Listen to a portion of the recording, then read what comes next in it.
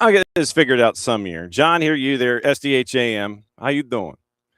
It is a really cool day to be discussing stuff because of what happened yesterday at Atlanta Stadium. And we're going to get into a lot of the post game after that.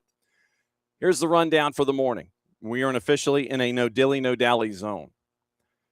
10 o'clock half hour, it's going to be Kacey D, and we're going to find out where she be and what's on her mind, especially when it comes to this World Championship and the trophy that folks are chasing. 9:30, bottom of the hour, Lauren Koontz, the president and CEO of the YMCA of Metro Atlanta, is going to be joining us because they have a new documentary out, and we're going to talk about their legacy when it comes to letting the sport grow and the early influences therein when it comes to the Metro Atlanta area and how the Y's rubbed off on folks ever since basically the mid-'60s. And so batting leadoff, that means that opening kickoff, brought to us by our friends at Black Pitch Coffee and blackpitchcoffee.com. They start your day with the most important stories of the game, the right way to start your morning. Black Pitch Coffee, part of the SDH community, showing up at events all over Atlanta. Try their home blend made with beans from Brazil and Guatemala, heavy bodied, notes of walnut, semi-sweet chocolate, and a rich world-class finish. Opening kickoff, brought to us by our friends at Black Pitch Coffee and blackpitchcoffee.com. That means we go to Bart Keeler. And the reason that we have Bart early is because Bart's hopping on a plane and he's going to avoid the tropical depression, which is Invest 91L, I believe, according to our friends at the Weather Channel. Get out of here, man. When I looked yesterday, and I've been told reliably from locals, it could change. But when I looked yesterday, Seattle is not supposed to be rainy while I'm there, which may or may not be a true Seattle experience that I'll have or not. I think if you go to Seattle, you expect rain and cold and vampires. So I don't know if I'll be getting that. But yes, John, I will be departing for Seattle within the next 24 hours, ready to go cheer on the U.S. men's national team. Yes, and like I said, I'm staring at the Big 55, and I'm looking at that Invest that's in the Gulf, and I'm like, all right, make sure that everybody can get out of here and get in here when it comes to the beautiful game. So you were in the building yesterday, and it was a hell of a show. And I don't know what feedback has been when it comes to your social medias and things like that. You have pictures to prove that you were inside the building. I mean, I'm not blowing smoke. Because I'm sure that there are going to be like 140,000 people who are going to sit there and say, yeah, I was at that game, you know. But you were there yesterday, and moments like what happened yesterday are why tournaments exist, why there are no easy games, and why allegedly, possibly, probably, maybe Alexander Sefrin ought to rethink sound bites from a couple of months ago. Who? Yeah, John, yesterday was a great day for our city. I just want to put that out there first. I think that Atlanta really showed how awesome it can be and how great of a host it is. There were more Cap Verde fans than I knew existed in real life. I was like, wait, where'd y'all come from? And they were well represented inside that stadium. Yeah. Among, a lot of Spanish supporters. Oh, they were, and the Cape Verdeans were loud, brother. I mean, they were loud. They were fun exiting the stadium, especially. They were celebrating all the way out, and that has also been a great, I think just a great example of why the sport, specifically this tournament, is so cool, because it does give you opportunities like that to see either in person or watch on television. But regardless, that was magic from Cap Verde and the whole team. Because, I mean, look, Spain, you can say what you will and what you want about Spain, and maybe probably should have possibly put the round thing and the square thing, but they didn't. They didn't do that. No. You know who did, John? The U.S. men's national team. They did it 4 times. Absolutely true. And we will be discussing them here in just a little bit, because that is your field trip. And, you It's look a work at trip, John. They're for business. That's absolutely true. Permission slips and everything have been drawn in place. Yesterday, you got to see on a couple of different fronts where Cabo Verde is concerned. Steven Moreira, we've known him to be a certain certifiable pain in the you-know-what from his time with Columbus Crew. So he knew the building. He knew what to He expect. made sure he dropped that line. Yeah, he did. He said, I've been in here 3 times. And it's a fun place to play. And you have Pico Lopez, who is a star center back in the Irish League. And this was not, dudes that weren't even household names in their own household that were showing up here for Cabo Verde. And they had a defensive game plan that was very disciplined. They were ready to defend for a full 90 minutes. They were happy sitting deep and basically made an incredibly frustrating day for Spain to function when Oyarzabal doesn't even touch the Oyarzabal for the first 30 minutes. First time ever in the modern era that you've had someone not touch a ball as a part of an offensive scheme for the first 30 minutes of a match, I think, since 1966. And yes, they did finally work Oyarzabal into the offense, but they clamped down, and you found out how many minutes Lamine Yamal was good for, 20 for the beginning. De La Fuente's got some answers. He's got some questions to go with the answers that he got. It was a defensive masterclass by Bubista yesterday. Yeah. And that's the thing. It's like for folks that may not dig pitching duels when it comes to baseball, it was a 1-0 game. It's scoreless 3-7. You got to see a building turn on a heavy favorite. All the neutrals were there. Yeah, I want to see Lamine Yamal. But as the game went along, you saw all the neutrals turn in that building, and it would get louder and louder for Cabo Verde as it went. It was a fun exercise to gauge what was going on in that building with Spain and Cabo Verde yesterday. Well, I think it was, again, the magic of the tournament and the fact that people saw the heroic effort that a whole team was putting in. Every player on the team, starters, subs, we're all committed to it. And I think as a human, you can watch that and go, wow, that's really awesome. But as a sports fan, you understand what's really going on and how, again, just how committed they were, how fervent they were to the idea of defending and not allowing Spain to score. What do you think? And for philosophical, this is a philosophical question. A lot of people poo-pooed teams 33 through 48. How much of a reminder was yesterday? I mean, can you even quantify what yesterday was in a soccer sense? I asked Jason, and he couldn't. I mean, Pico Lopez said, "Yeah, it's cool and everything, but we didn't score." So, I mean, that's how disappointed Cabo Verde was in this process. Can you even quantify what this would be like in athletic theater? Can you even think about what this might even resemble? Ah, man. Because I think it's bigger it's than so hard. Bigger than a 16 versus a 1. I think it's bigger than when Virginia got beaten in the tournament. I think it's bigger than that. Well, I think one thing we want to make sure of is to give Cape Verde their credit, because they did qualify by winning their group in African qualification, right? Yeah. Like that's not a something to scoff at, because that is an incredibly hard qualification process that a lot of good teams, Nigeria, don't get out of. So I think that I do want to kind of say that is that they I don't know if they were necessarily the beneficiaries of the expanded tournament. But regardless, it is very similar to a 116, a 215 type beat, but when you look at it from the soccer lens, it's hard because you don't have a 0-0 draw, the defensive effort that you do. And so many times when we see these 116 seeds, it's some future CPA getting hot for 17 threes. That wasn't what happened here. You saw a 40-year-old goalkeeper, getting hot and having the game of his life. So I don't know. There are similarities, but I think that's what makes the sport so special and unique. Is that this 0-0 draw, thanks to a goalkeeper standing on his head, I mean, even if you want to go hockey wise, that's not something that you're going to get in hockey, right? You're not going to get a 0-0 No. score line for a lot of reasons. But yeah, you're going to have a goaltender stand on his head, Mhm. but you're not going to get a scoreless result. And so that's why this is so special and so unique. So to try to compare it, yes, there is a comparison, but at the end of the day, as you mentioned in the quote, hey, we didn't score, we didn't win. It's only 1 point. Yeah. You still got a lot of work to do in the next 2 games.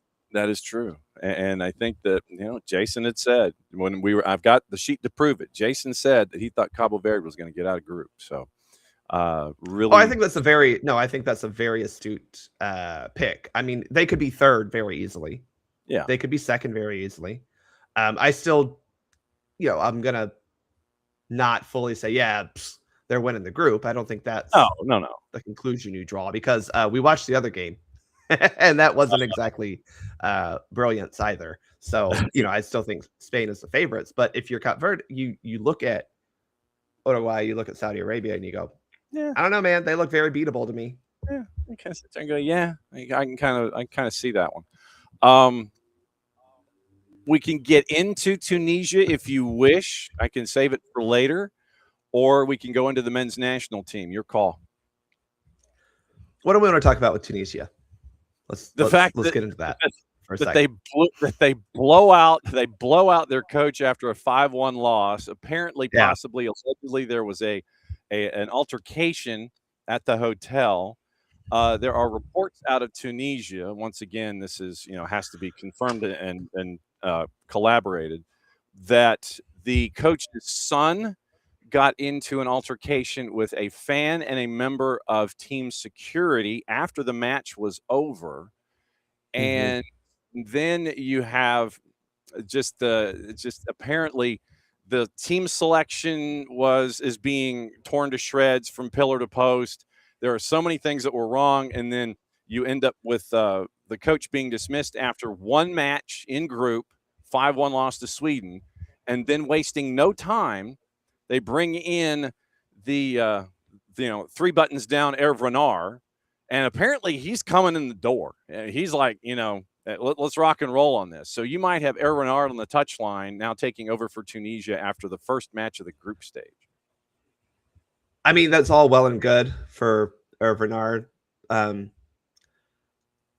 If anyone, look, you could be delusional about your team, about your country, all that. That's great. We do that plenty of times here with the U.S. men's national team. But yes, 5-1 looks bad. Sweden executed at a very high rate. Tunisia also played terribly. I'm not an expert on Tunisian football, John. I'm not sure that there's a player that magically or two that magically makes them not 5-1 losers in the first game. Right. I don't know if there were starters or subs that maybe should have been subs or starters that would have made this somehow magically not 5-1. But when you look at what happened in the Japan-Netherlands match, is the new coach fixing your team? I don't think so. But, disciplinary issues are a little different. And if your head coach's son is trying to have a go at team staff and security, that's a problem. But, regardless, I think Tunisia is trying to take it's only the coach's fault that we're here. No. Y'all got your butts handed to you because you don't have a good soccer team. That happens. Yeah. And like I said, it was the team selection is being just absolutely put in the shredder and file 13 by pretty much any writer that is paying attention to Tunisian football. Yeah. I mean, good for them. I've seen that too. But again, I'm going, okay, so who's making it not 5-1? Yeah. Like that's kind of as we begin to transition to the men's national team. There you go. That's something we talk about all the time, right? Like your player pool is your player pool. And we love the US. We have some great players here, but we understand that there's a cap on what our players are expectedly able to do, right? Yeah. Beyond a miraculous moment. What about Tunisia's telling? What about that player pool is saying we should have not lost 5-1? Now, 5-1 also could be a fluke in the sense that Sweden scored some goals that not fluky, but look, they finished the goals that they created, right? Yeah. They could have probably scored some more, but they had a good finishing rate in that game. That's not something you're always going to see. Yeah. That's fair.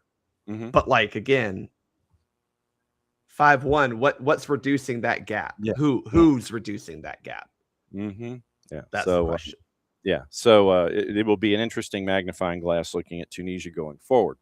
Now that you're properly hydrating, to discuss the men's national team as they go from Los Angeles to Seattle, and you go from Atlanta to Seattle for the Soccer for US POD. See, I mentioned it on the air. You can write it off.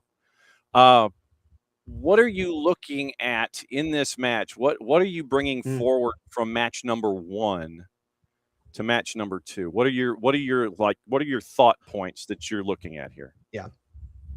I think number 1, you just look at the fact that we scored 4 goals. And I know that's simplistic, but when you look at the next opponent, John, who is a team that doesn't like to give up goals, that's important because we did find ways to score goals in kind of 4 different ways, which is good. You're going to need that against a defensively resolute team in Australia.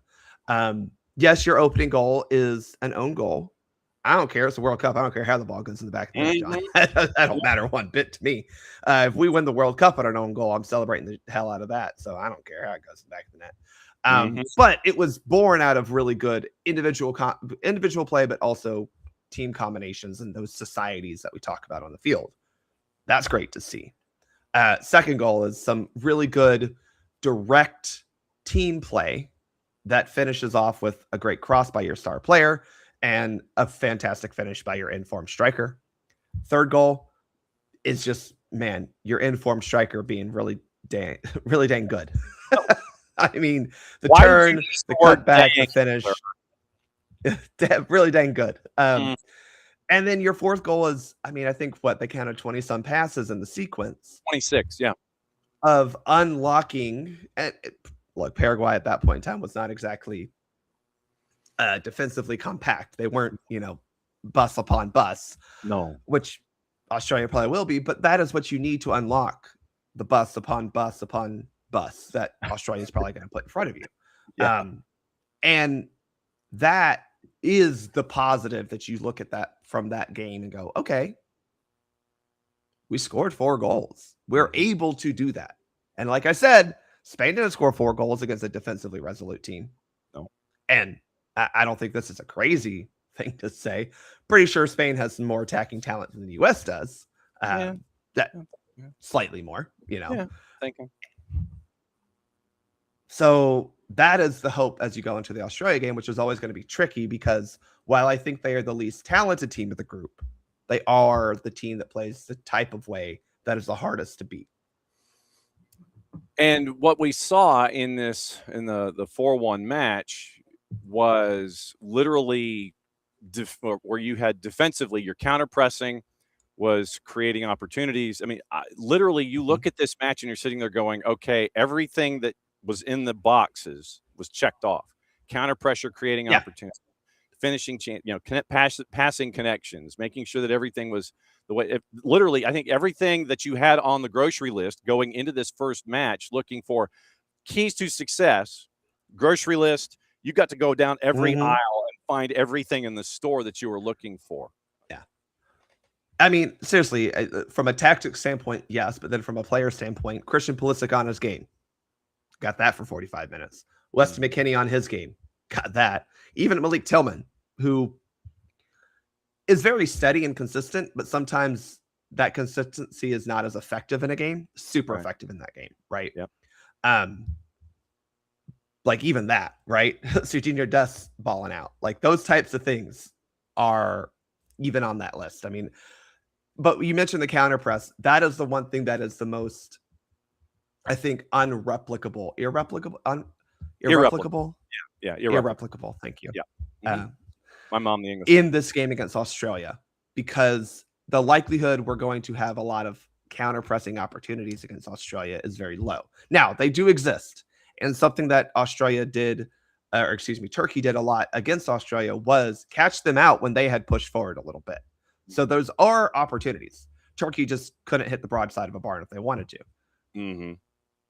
With another That barn. is going to be somewhat there for the U.S. But what we also saw from the U.S. was, and it happened mostly later in the halves, but I mean, there were a good 15 minutes toward the end of the first half, I think. Tim Reams like freaking at the top of the other 18. Like, I mean, he and Chris and Freeman were really high up. And we had all 11. I mean, it was a hockey power play. The goalie's been pulled. Like, we had that many guys inside the attacking zone. And it's a little concerning because we saw what Australia can do on the counter. Like, their ability to hit a pass to two really insanely talented and fast dudes is scary. But one thing that the high line, it's not a high defensive line, it's a high attacking line. And it just smothers teams and doesn't allow them a lot of chances to find that outlet pass. And again, that's something Paraguay didn't really find either. And they're apt to do that as well. So there aren't too many similarities. So that's where it is a little bit scary as you look at Australia. But there are going to be moments where you're going to have an opportunity to counter Australia. And I think those are when you might find your best luck. But most of the game is going to have to be played in their half, picking locks, finding ways to get in between those teams.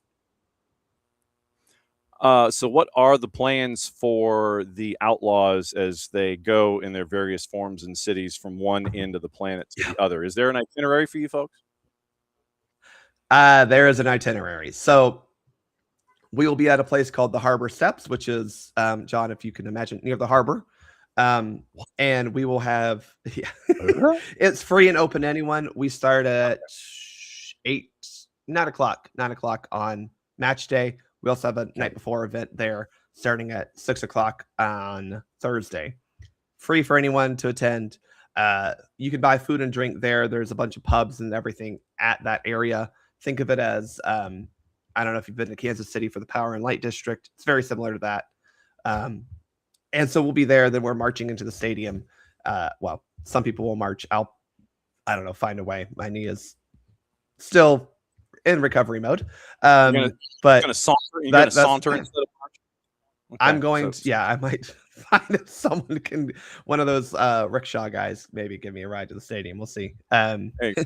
Weirdly though, John, and I'm going to bring this full circle back to Atlanta. Seattle has this thing called public transit too. And you can get on it and it will take you places in the city and you don't have to drive or walk. Atlanta's showed out pretty well the other day or yesterday too. So weird how that works. Absolutely true. So please, if you would, sir, avoid all of the meteorological challenges that seem to be heading this way. Have a fun business trip. Notice I said business trip. That way you can write it off and everything's fine. And yes, I've put in my very, very demure shopping list with you if you have 13 seconds to find the material when you are in Seattle. I'll be around, John. So text me that list and I'll be around especially Thursday. I get in. I'll have all day Thursday to do the fun stuff in Seattle. Sweet. I'm bringing you back a whole fish from Pike's Place Market, right? That's what you wanted? No. Yeah, exactly. That's going to stink up the joint.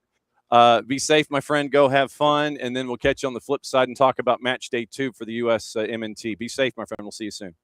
All right. Yes, sir. Y'all have fun. There he goes. Bart Keeler, everybody. Bart's gone. And so Bart is heading out west, and he will be there for match number 2 in the group. And we will go over the schedule for tomorrow, in addition to what happened yesterday, in the final half hour to kind of lean you into what you're going to be seeing. And today is the heavyweight day of heavyweight days, because you're going to get Mbappe, Haaland, Messi back to back to back. They're not playing each other, mind you. It's not a three-way dance, but you're going to see France playing first.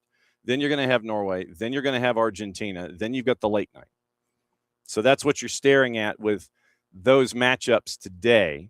And since we're here, we'll just go ahead and break it down a little bit. So as it was mentioned by Lionel Scaloni, Dibu Martinez set to play, Julian Alvarez set to play. So no worries on that front if you are a fan of the Albiceleste. 3 o'clock Eastern, France a minus 217 against Senegal. Draws a plus 359. Senegal's a plus 600. 6 o'clock. Iraq and Norway. Iraq is a plus 1,300. Draws a plus 600. And the Erling Haaland-led Norwegian side is a minus 455. No surprise there. 9 o'clock at Arrowhead in Kansas City, or Jihad. It'll be Kansas City Stadium when they walk in. Argentina minus 227. Draws a plus 359. And the Proud Sons of Lawrence, Kansas, otherwise known as the Algerian national team, they are a plus 700. Midnight Eastern time, Austria and Jordan. Austria, big favorite at a minus 278. Draws a plus 425. Jordan is a plus 800. And just to get you into the venues so you know what's going on, Group I, France and Senegal, is at the Meadowlands on all of your favorite networks. 6 o'clock in Foxborough. It is Iraq and Norway in Group I, so they are grouped together. Then, once again, Kansas City Stadium, Arrowhead, Jihad, what have you. Argentina and Algeria at 9 o'clock, and then midnight out at Levi's. It is Austria and Jordan at San Francisco Bay Area Stadium. By the way, if you haven't seen it, one of the best marketing gigs ever. One of the best marketing gigs ever was done by the folks at Levi's. Because remember, you're supposed to cover everything that is not attached to a sponsorship, that is attached to the cup that the world is chasing. So what did Levi's do? They did cover the logos, but they did use form-fitting tarps. They also changed their logo on their Instagram account to reflect that change. So it is a gray Levi's logo, no lettering, on the header on their Instagram account. It is form-fitting tarps in and around the stadium in Santa Clara. So Levi's really outdid themselves, not necessarily with their jeans product, but with their marketing aspects and their understanding of, all right, you can't have that logo being seen. Okay, fine. We're going to put tarps up, and they're going to just be form-fitting tarps, and you'll be able to still see that it is our logo. It is still the Levi's logo with the three sharks' teeth on the edges, but it's just covered, no name on it, and it's gray. So Levi's understood the assignment. Whoever came up with that idea in their marketing department or in their crossover conversations with marketing and day-to-day operations of the facilities. So I guess they're facilities management folks, the marketing team, and social media.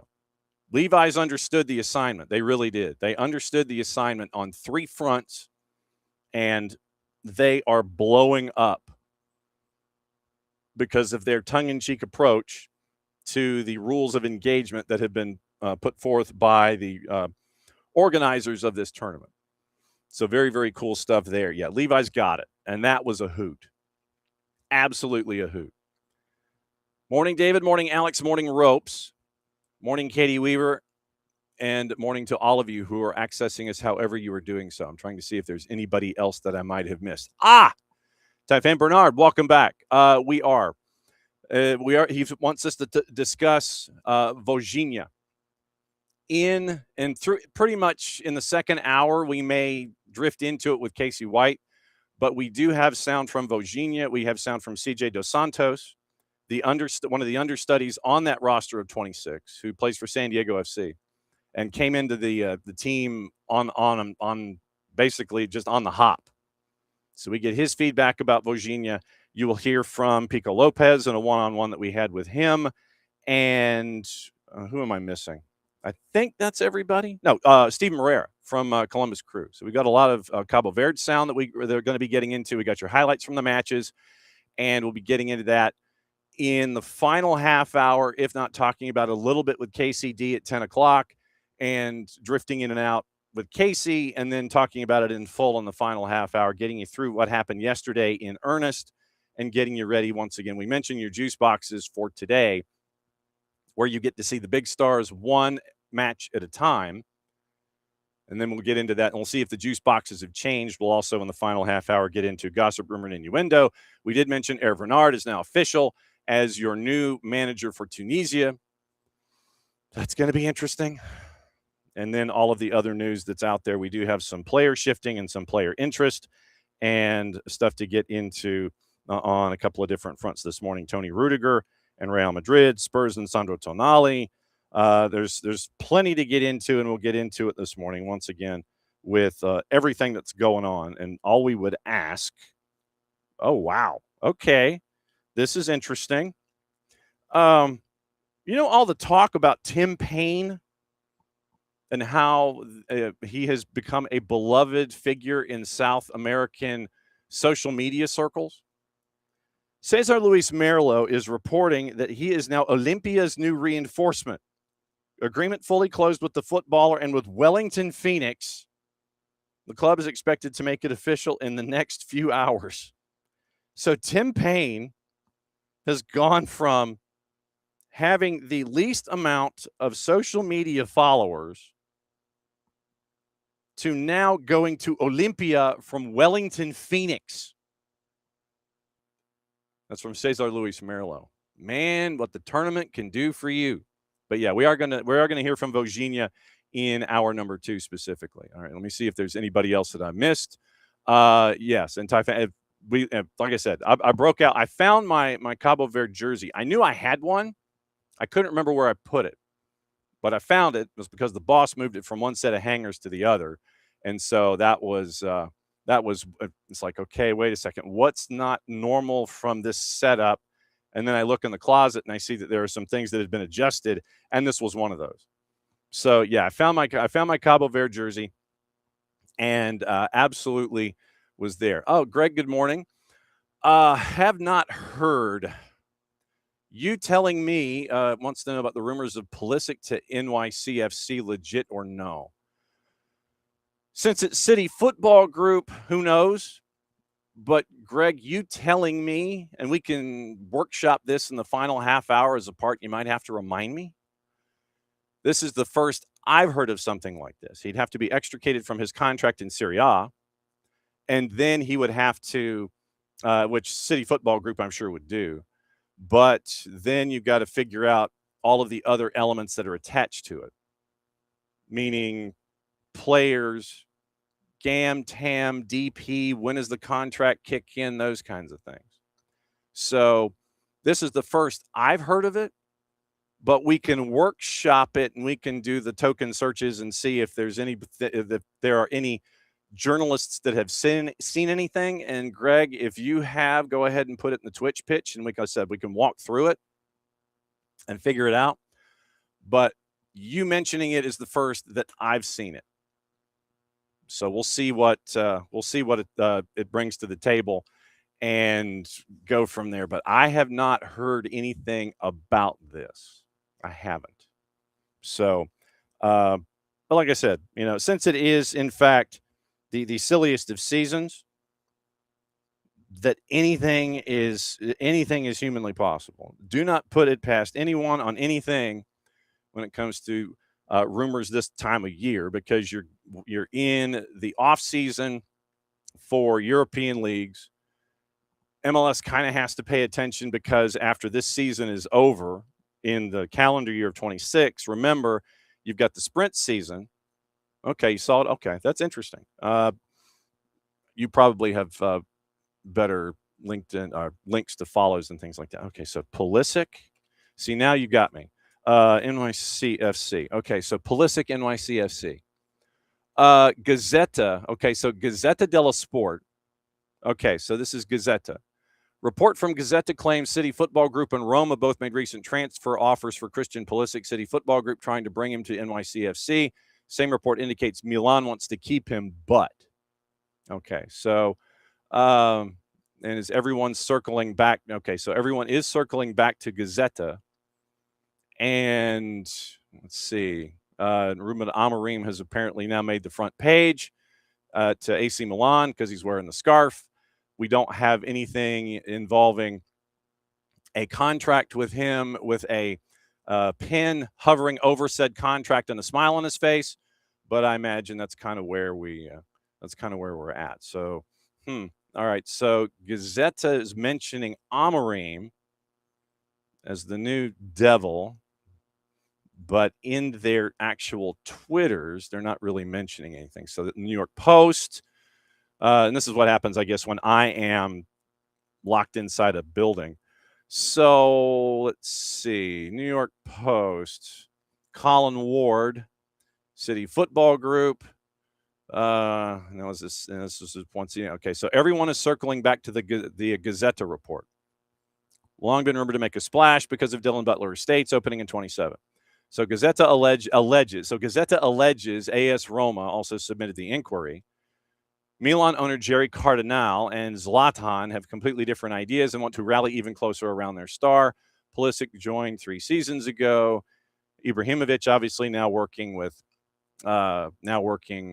Fox for the tournament. Not reported by anyone else. Okay, here's what New York Post says. But once again, you're looking at Gazetta and you're referencing this off of the New York Post article. New York Post, for what it's worth, take the information at your own peril. Move has not been reported by anyone else and seems unlikely. Pulisic is worth €40,000. 40,000? That's 40 million, I think. It's got to be 40 million because they're missing 3 zeros. According to Transfermarkt, and is at the peak of his powers. NYC's record transfer fee is $8.5 million for Nico Fernandez and Alexandru Mitrice. So that would be the other part in this. Transfer fee, if Transfermarkt has him at 40 million euro, then you're kind of sitting there and you're going, okay. So it would have to be something that would fit financially. City Football Group wouldn't flinch in trying to pick him up, but you're looking at something that you would have a transfer fee attached, and you're kind of going, so we'll see what happens. So Christian Pulisic, we'll keep an eye on it, but once again, it's City Football Group, and we will find out. All right, this one's fun, and I'm going to bring in Lauren here, and I'm going to disclose something that she does not know about me as a person. And just to let you know, the YMCA now has their story out from the days back in the mid-'60s.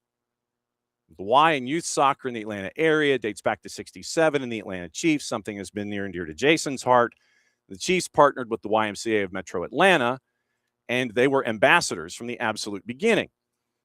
So now we bring in Lauren Koontz, and we find out the rest of the story. This is where that Paul Harvey drop would happen. And man, Lauren has a multi-screen. She's got multi-camera going. This is kind of cool. So let me bring Lauren in, and it's going to be a fun conversation breaking everything down involving the Y, meaning the Y and as in the YMCA. And we will start our conversation with Lauren about what the Y does and what the Y has done here in the city of Atlanta and beyond. So let me bring in Lauren. Lauren, you got your ears on. I can hear you. I can hear you clicking. You can't hear me. That's weird. I can hear your office. I hear the office. So tell you what, let me duck you back into the green room. So let's do that. I can hear you though. So I'm going to start shooting messages. So we'll find out what's going on here. So I can hear Lauren, but she couldn't hear me. So all right. So let me once again. I'm gonna pass notes in class, and I'm gonna go. Let's see. So I heard. Let's see. Here's what I'm gonna do. So apparently she just couldn't hear me. All right. So, but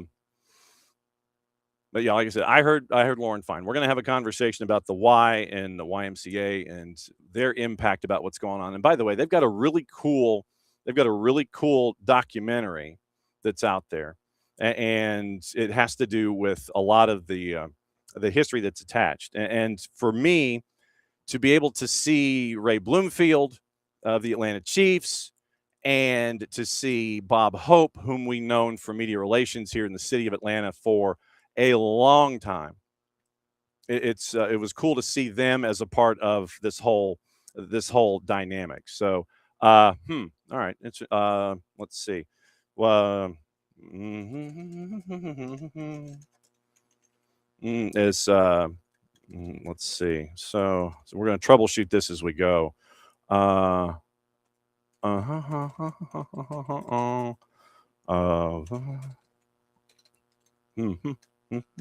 sorry. I know this is all right. So, like I said, I'm gonna keep an eye on Lauren, and we'll troubleshoot this. And like I said, we've got Lauren till the top of the hour, and we're gonna talk about the YMCA. And like I said, I'm troubleshooting this as we go. So me and technology. Okay. Let's see. Saw the other angle in the office.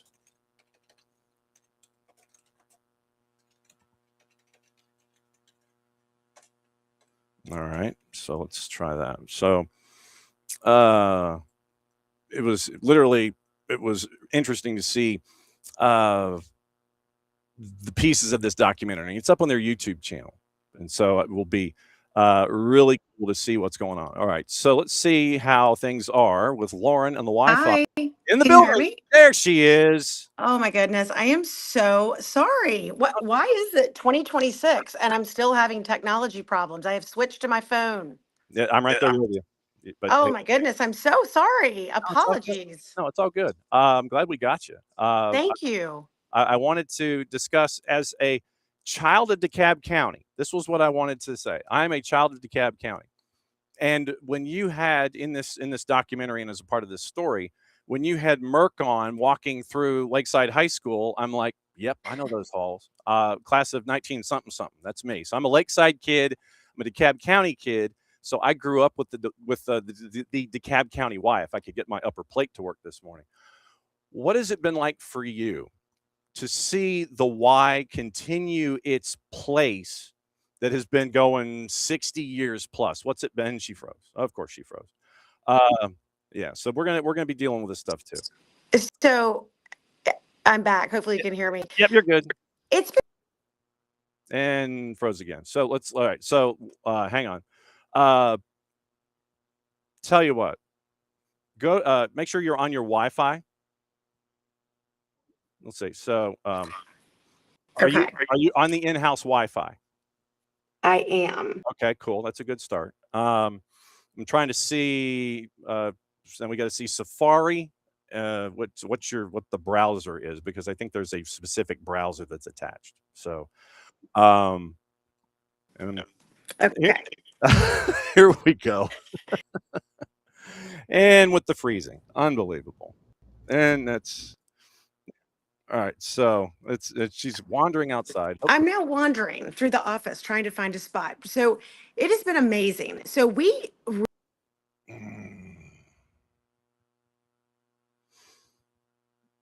Mm-hmm. This is crazy.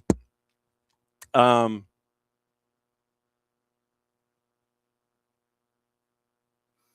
me try something here. Next time she pops in, I'm going to try something.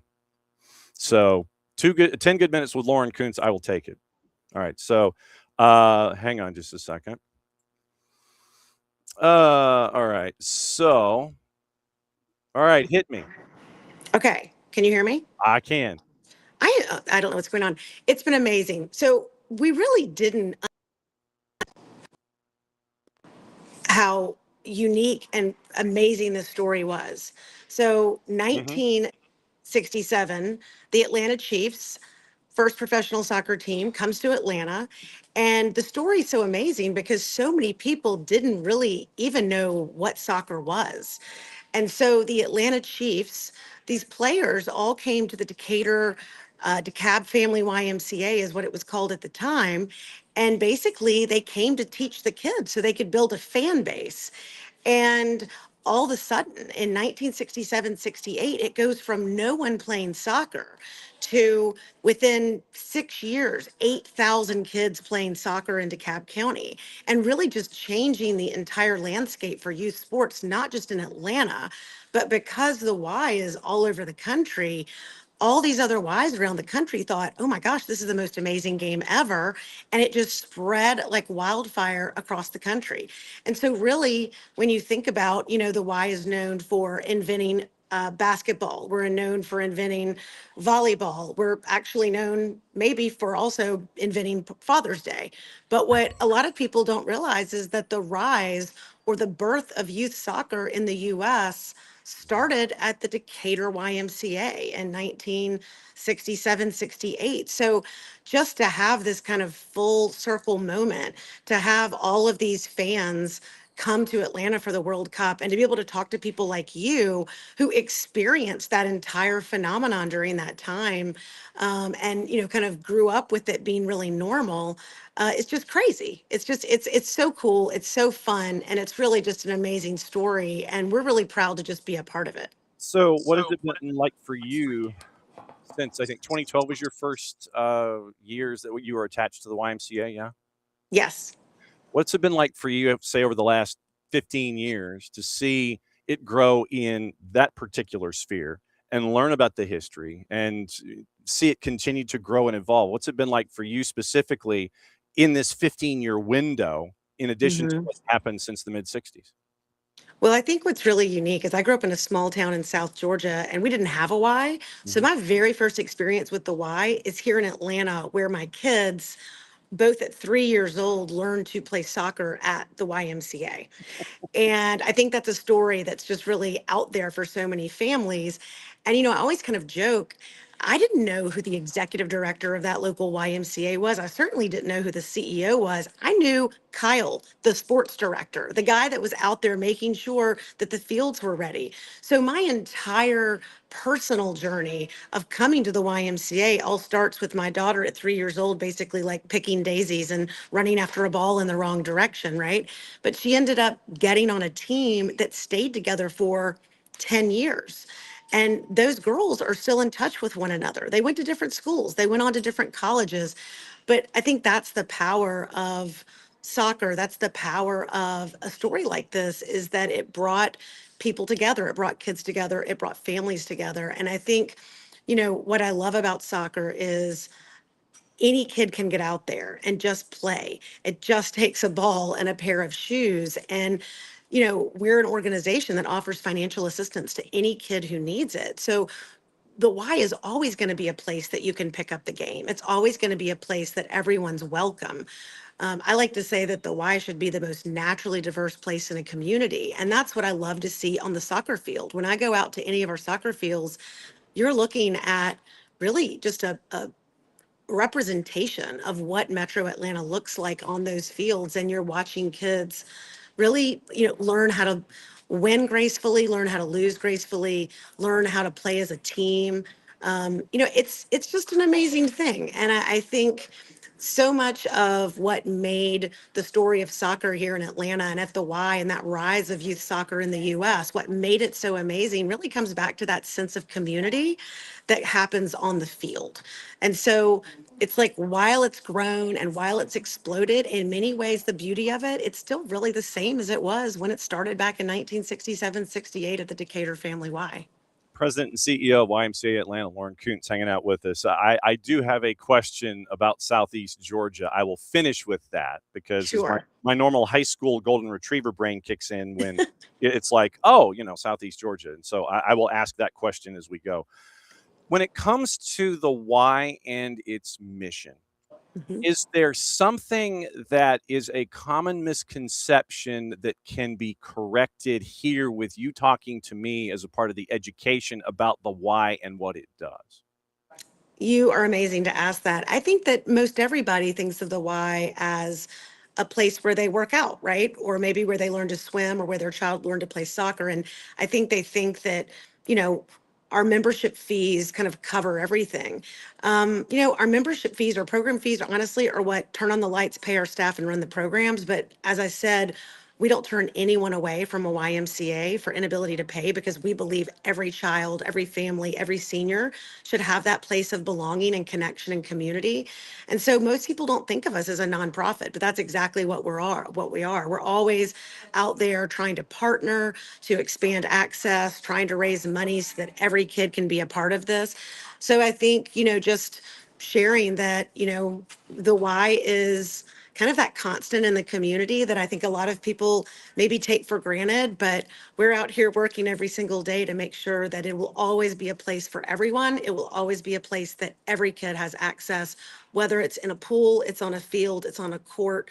It's just, I believe the why makes community stronger, and we want everyone to be a part of it. So when you see the light come on for a child or a young adult or a teenager, they come walking in the door for the first time, they might be a little shy about surroundings and integrating and all that kind of stuff. When you see the light come on about inclusion and it's okay to be who you are, what's that like for you and for the YMCA infrastructure to see that kind of a moment where the why gets to rub off on someone and they get to carry that idea forward as they grow? I think what's beautiful about the why is that our mission to build healthy mind, body, and spirit has always fundamentally been the same. But what we must do is adapt and evolve as an organization to be a relevant community organization.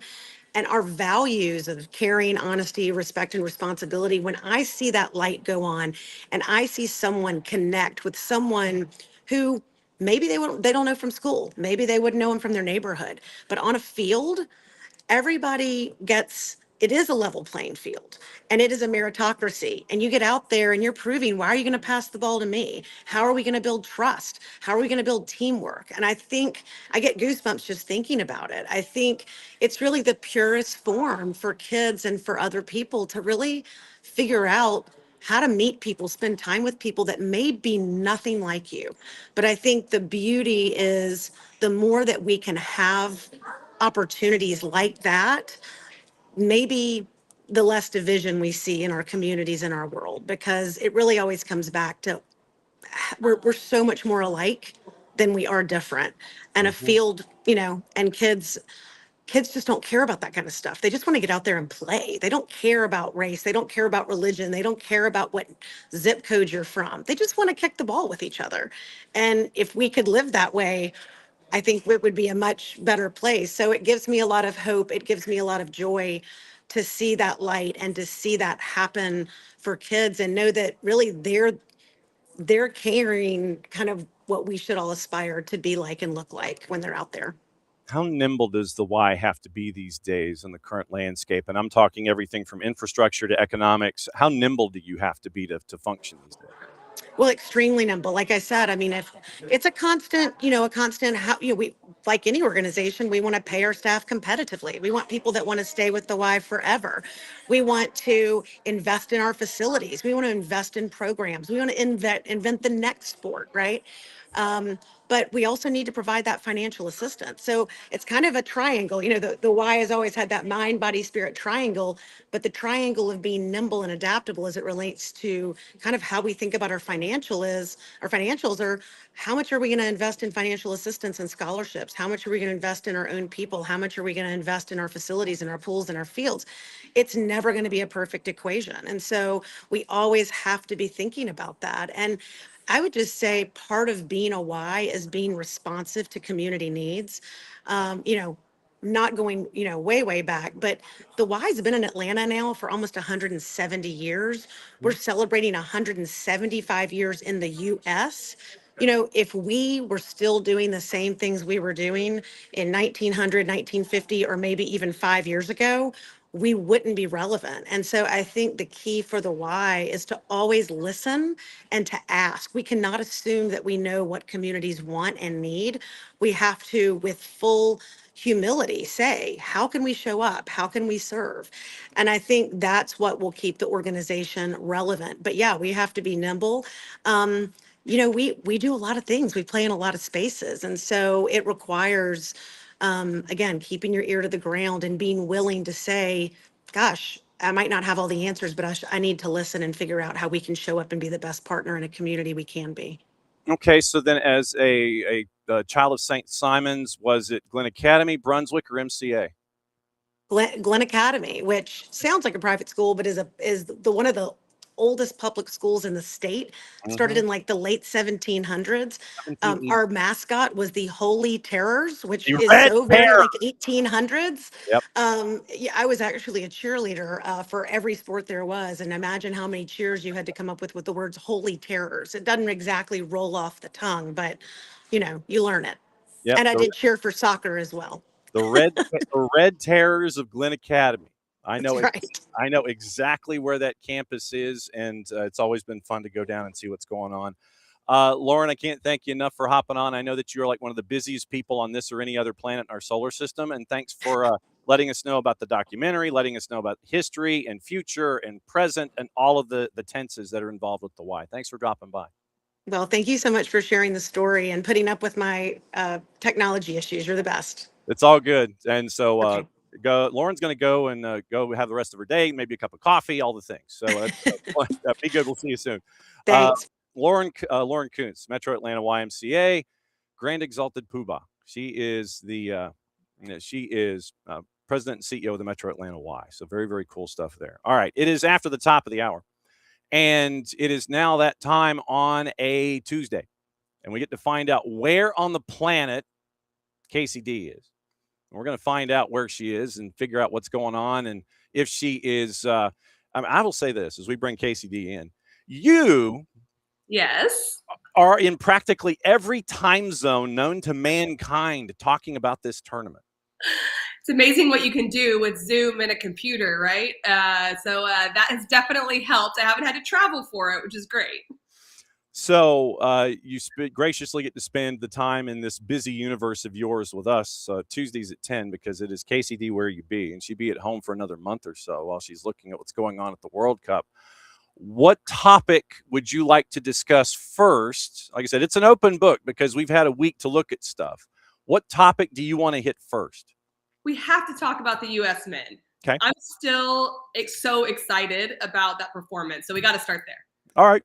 So then, as I continue to spill my drink on my Cabo Verde jersey,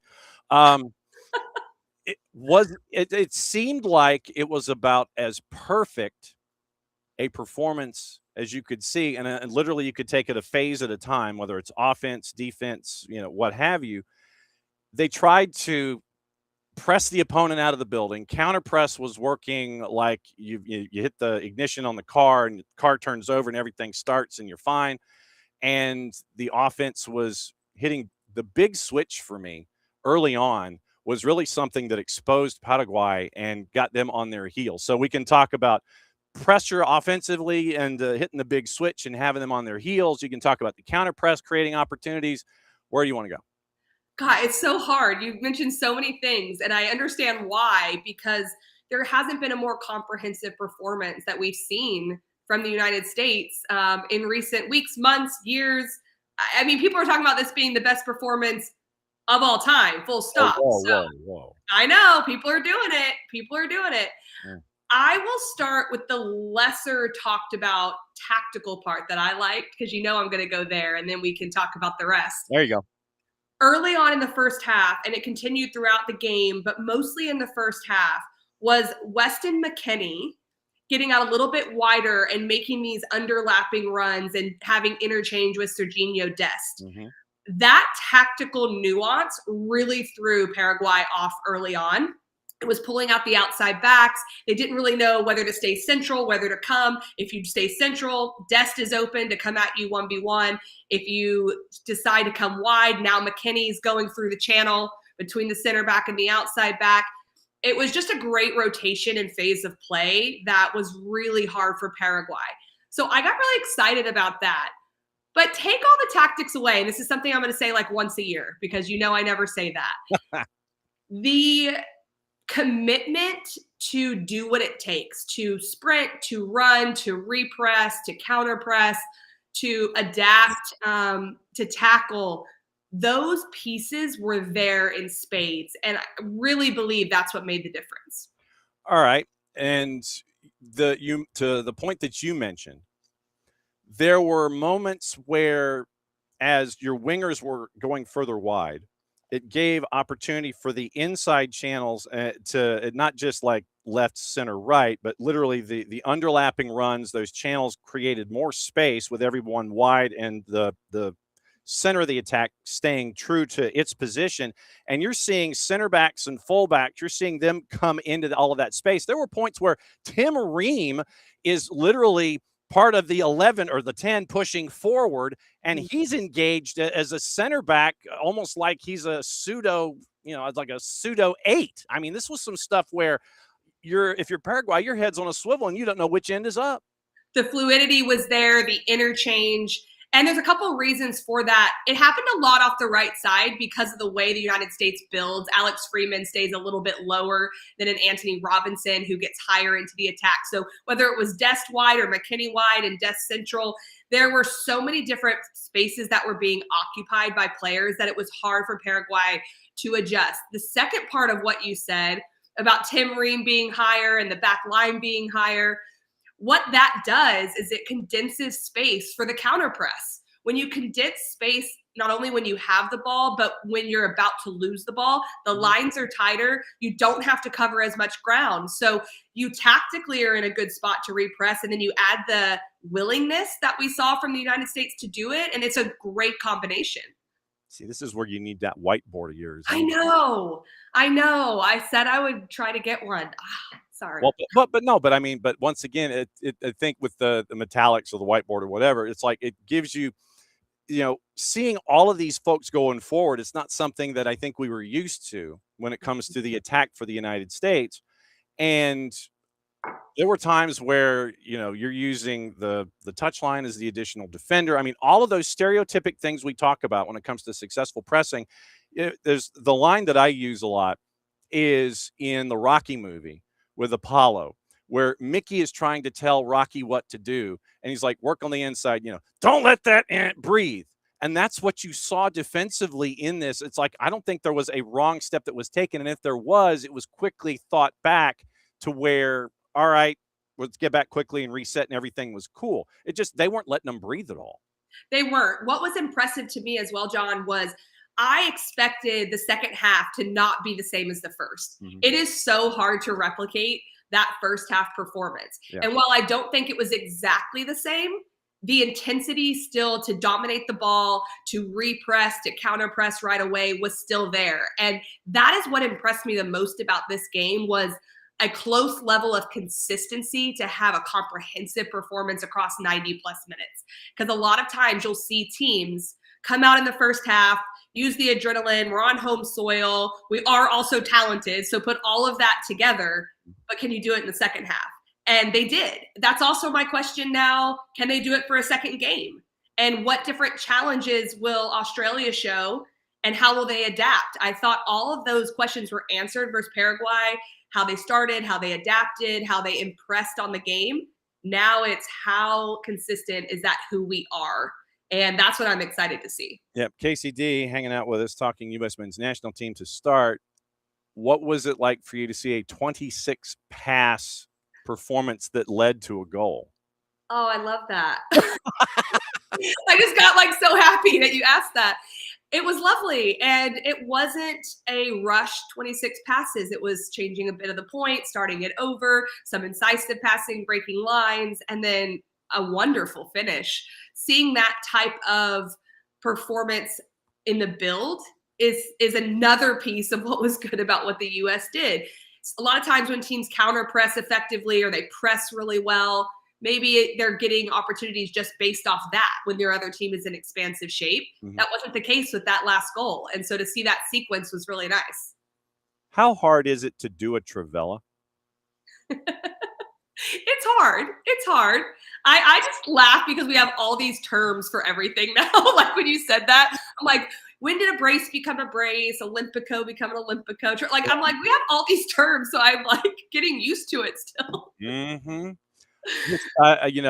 For those that may not know, the Trivela was what Serginho Dest did in that final goal, hitting it with the outside of his foot and creating the screwball effect, where it looks like it's going to go wide, and then all of a sudden it curves right since you're striking it with the outside of the right foot. outside of the right foot, you brush across it, it does the screwball, it goes into the net. And to have just that kind of idea about what you want to do, it speaks to obviously imagination. But that's why I asked about how difficult something like that is when you are trying to have body control, speed, and accuracy to get it into a certain point. Technically, just in general, it's hard. I remember working with my dad when I was really young. He played at a professional level, and we were just knocking the ball around. He's like, okay, we're going to start with the outside of your foot. Like, where does the ball need to be able to hit it with the outside of your foot? Do it with your left foot too, Kacey. Like, and I would work on the outside of my foot. And I finally got to a point where it was quite natural, and, you know, I was fine with it. And then I got into coaching and I realized how many young players do not do it. And it's like actually awkward for players to do. So it is a technically very hard thing to do. Then you add in the fact that you're making a finishing choice while doing it under pressure in a stadium filled with people at the World Cup. I mean, unbelievable technique, but that's what happens when you prepare. In moments of pressure, you don't have to think. That is in his tool set. And he was able to complete that because he has worked on it for years and years when it didn't matter. And now when it matters, it comes out. I want to ask about Malik Tillman in the midfield and the attack. I want to ask about Flo Balogun and what we saw up top, because you have literally, it's like going into the ice cream. You're going into the ice cream chamber in the grocery store. It's like, no, I want this one today. I want this one today. No, I want that. So midfield or forward, where do you want to go next? Midfield. Go for it. All right. So midfield, you saw a lot of we mentioned the interchangeable pieces. We saw a lot of the connection that was there in the midfield to help necessitate the attack. And so you're having to do two things at once. And in this match specifically, you didn't have to cover Tim Ream a whole lot.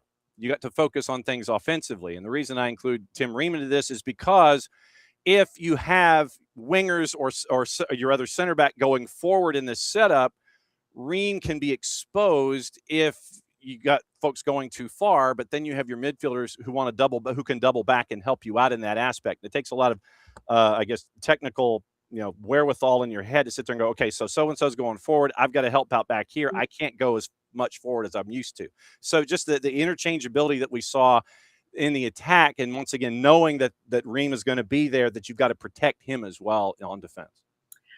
I'm going to put a disclaimer out there because I can't talk about every player because I don't think there was one bad performance in this game. Like, there really wasn't. I thought Des started a little slow, and then he was awesome. Like, after that, like, he had a few missed touches, like, the World Cup, the beginning, but I can't talk about everyone, but everyone had such an amazing performance. I want to point out Tyler Adams. Right.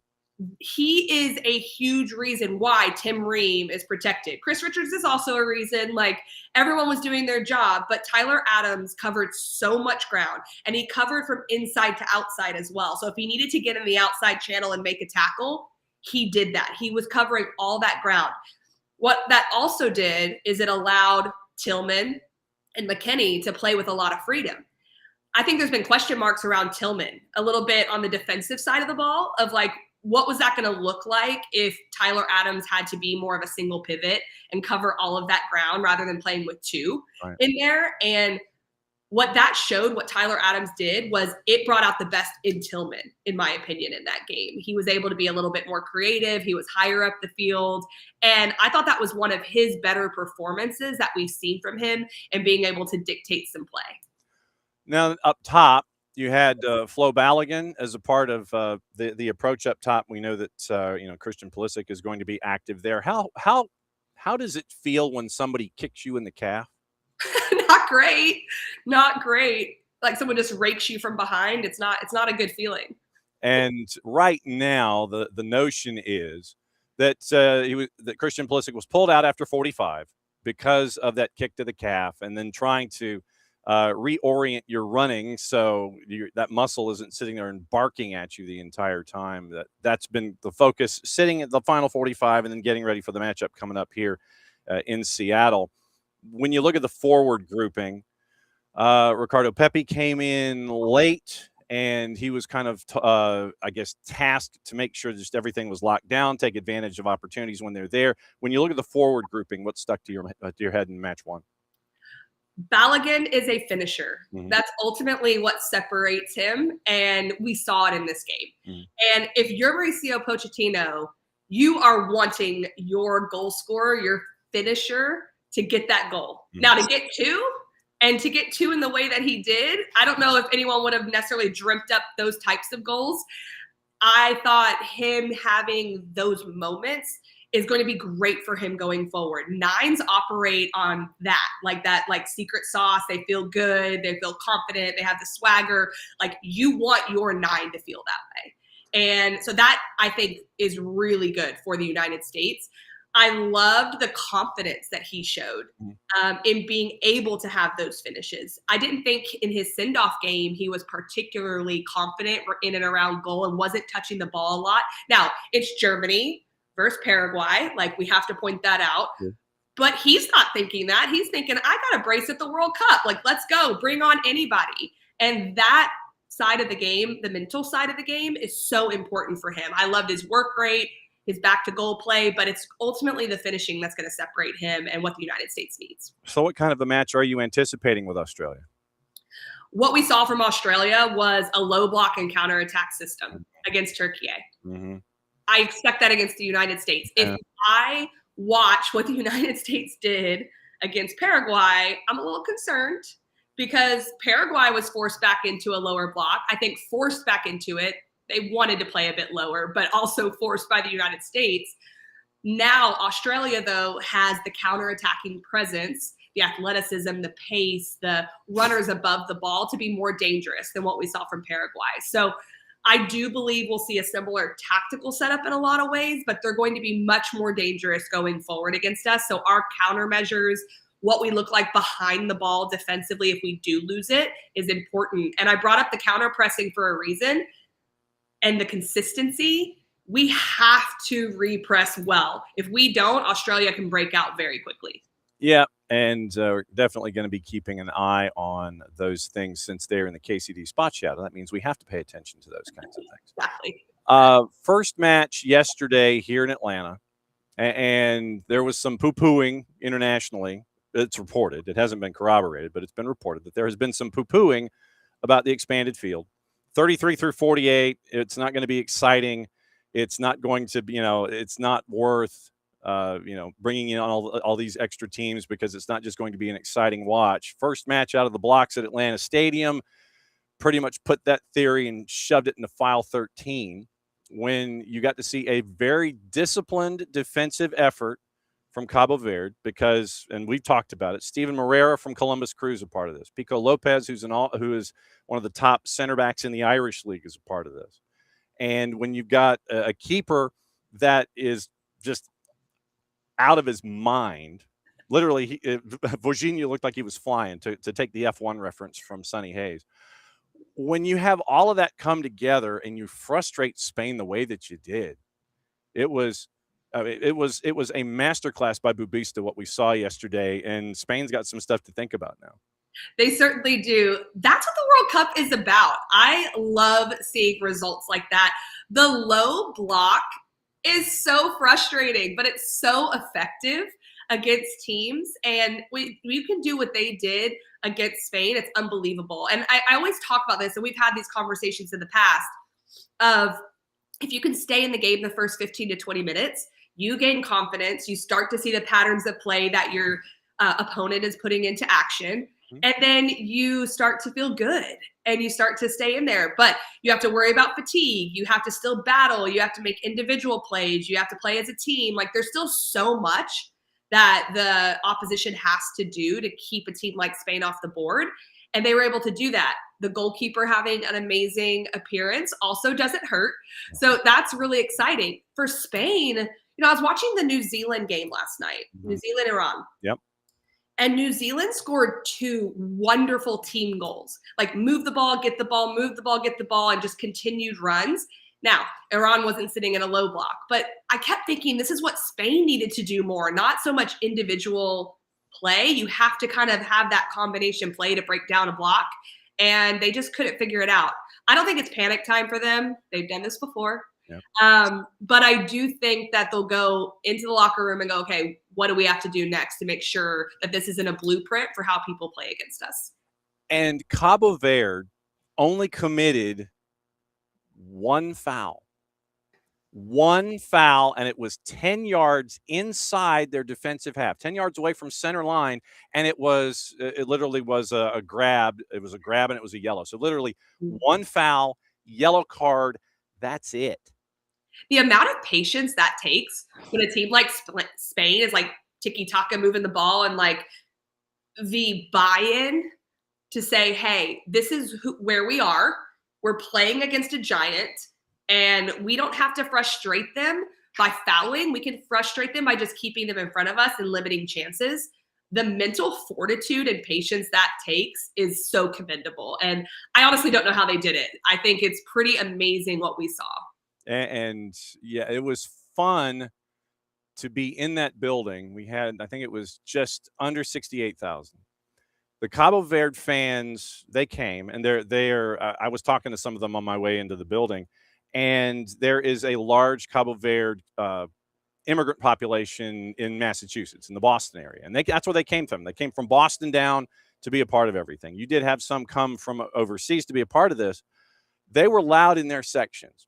Most of the folks and most of the neutrals were there to see Spain. They were there to see Lamine Yamal. They were there to see all the shiny bits.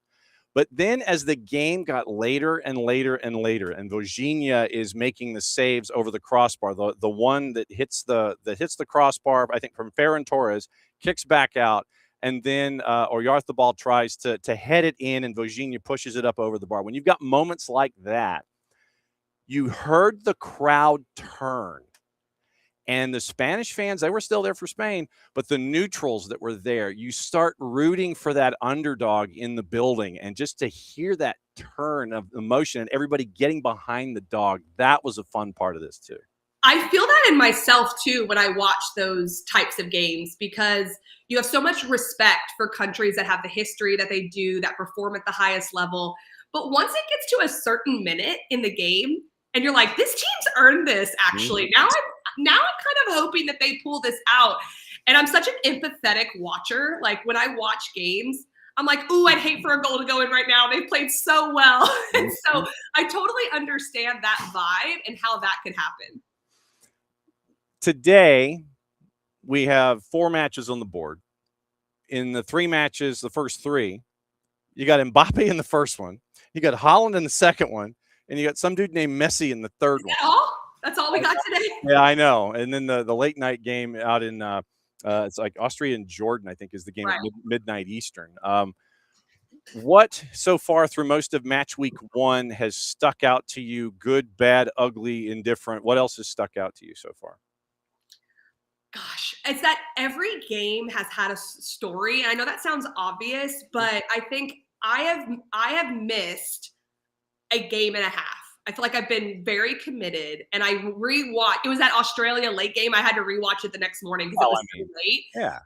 And then I missed a half of the game yesterday just because of life. You're not allowed to run errands. I kind of forget that people are working right now. Like, I'm like, why are all these people not watching games? Oh, they're working. Like, they're working all day.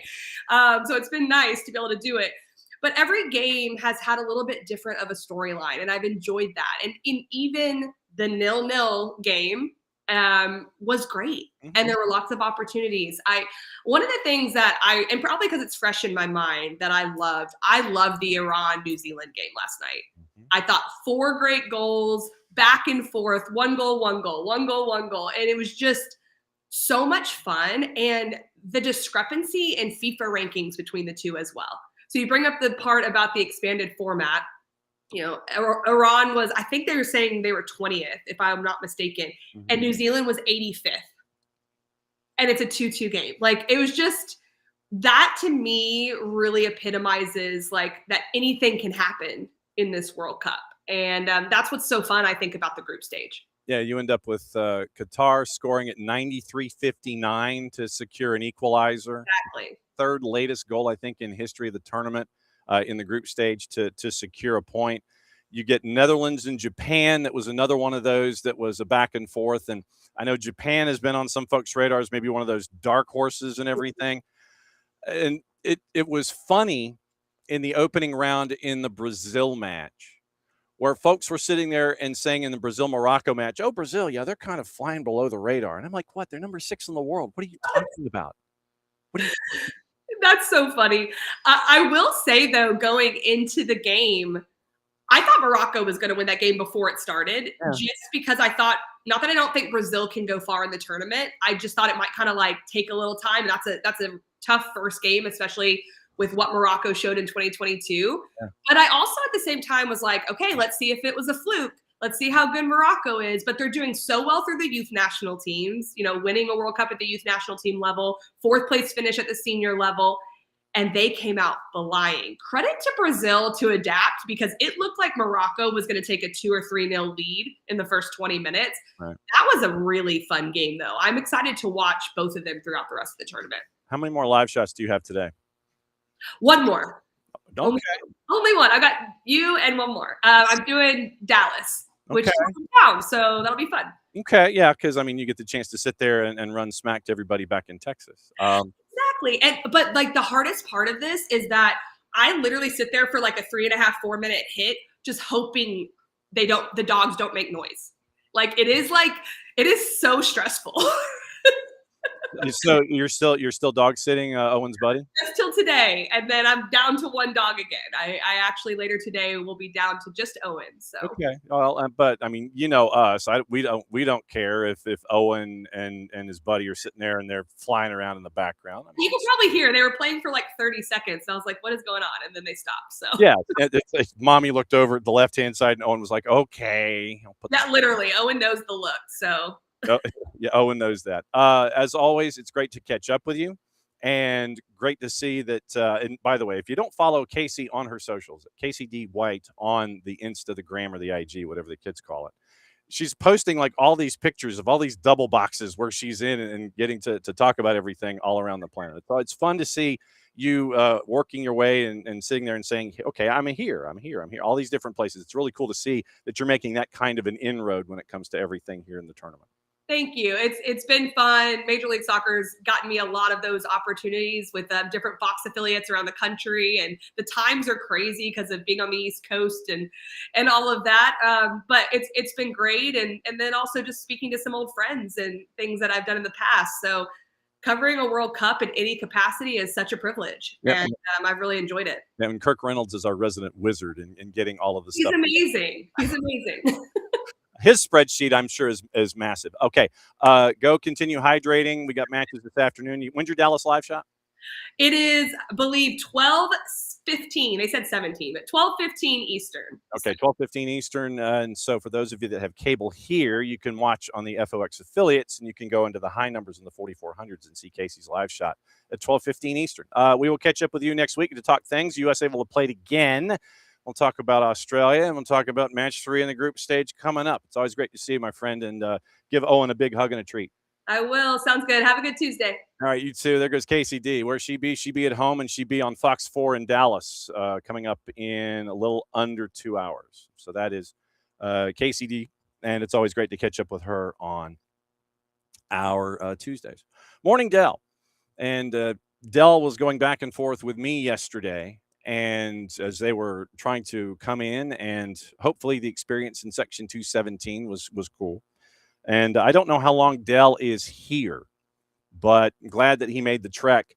And how many more days do we have? Okay, so we have on the board, I think, the last match in the beginning of the Medio in picks of the week is Ghana and Panama. So we're still on the roll when it comes to picks of the week in the Discord. Jarrett, for those of you who might be interested, Jarrett is the king of the Discord access. So reach out to Jarrett on socials, and if you're not in the Discord in general, you can reach out to Jarrett and he'll put you in the Discord. If you want to be a part of picks of the week, we are in the Medio, and we are getting you ready for week number 2 of the Medio after Ghana and Panama. So that'll be a quick turn for week number 2 in the Medio coming up in a couple days. All right, so your hydration break brought to us by our friends at local Vine Beer, Wine, and Liquor stores, and 2 locations, Johns Creek and in Cumberland Parkway, Cobb Parkway in the Cumberland section of Marietta. Local Vine Beer, Wine, and Liquor stores, great friends with us here at SDH.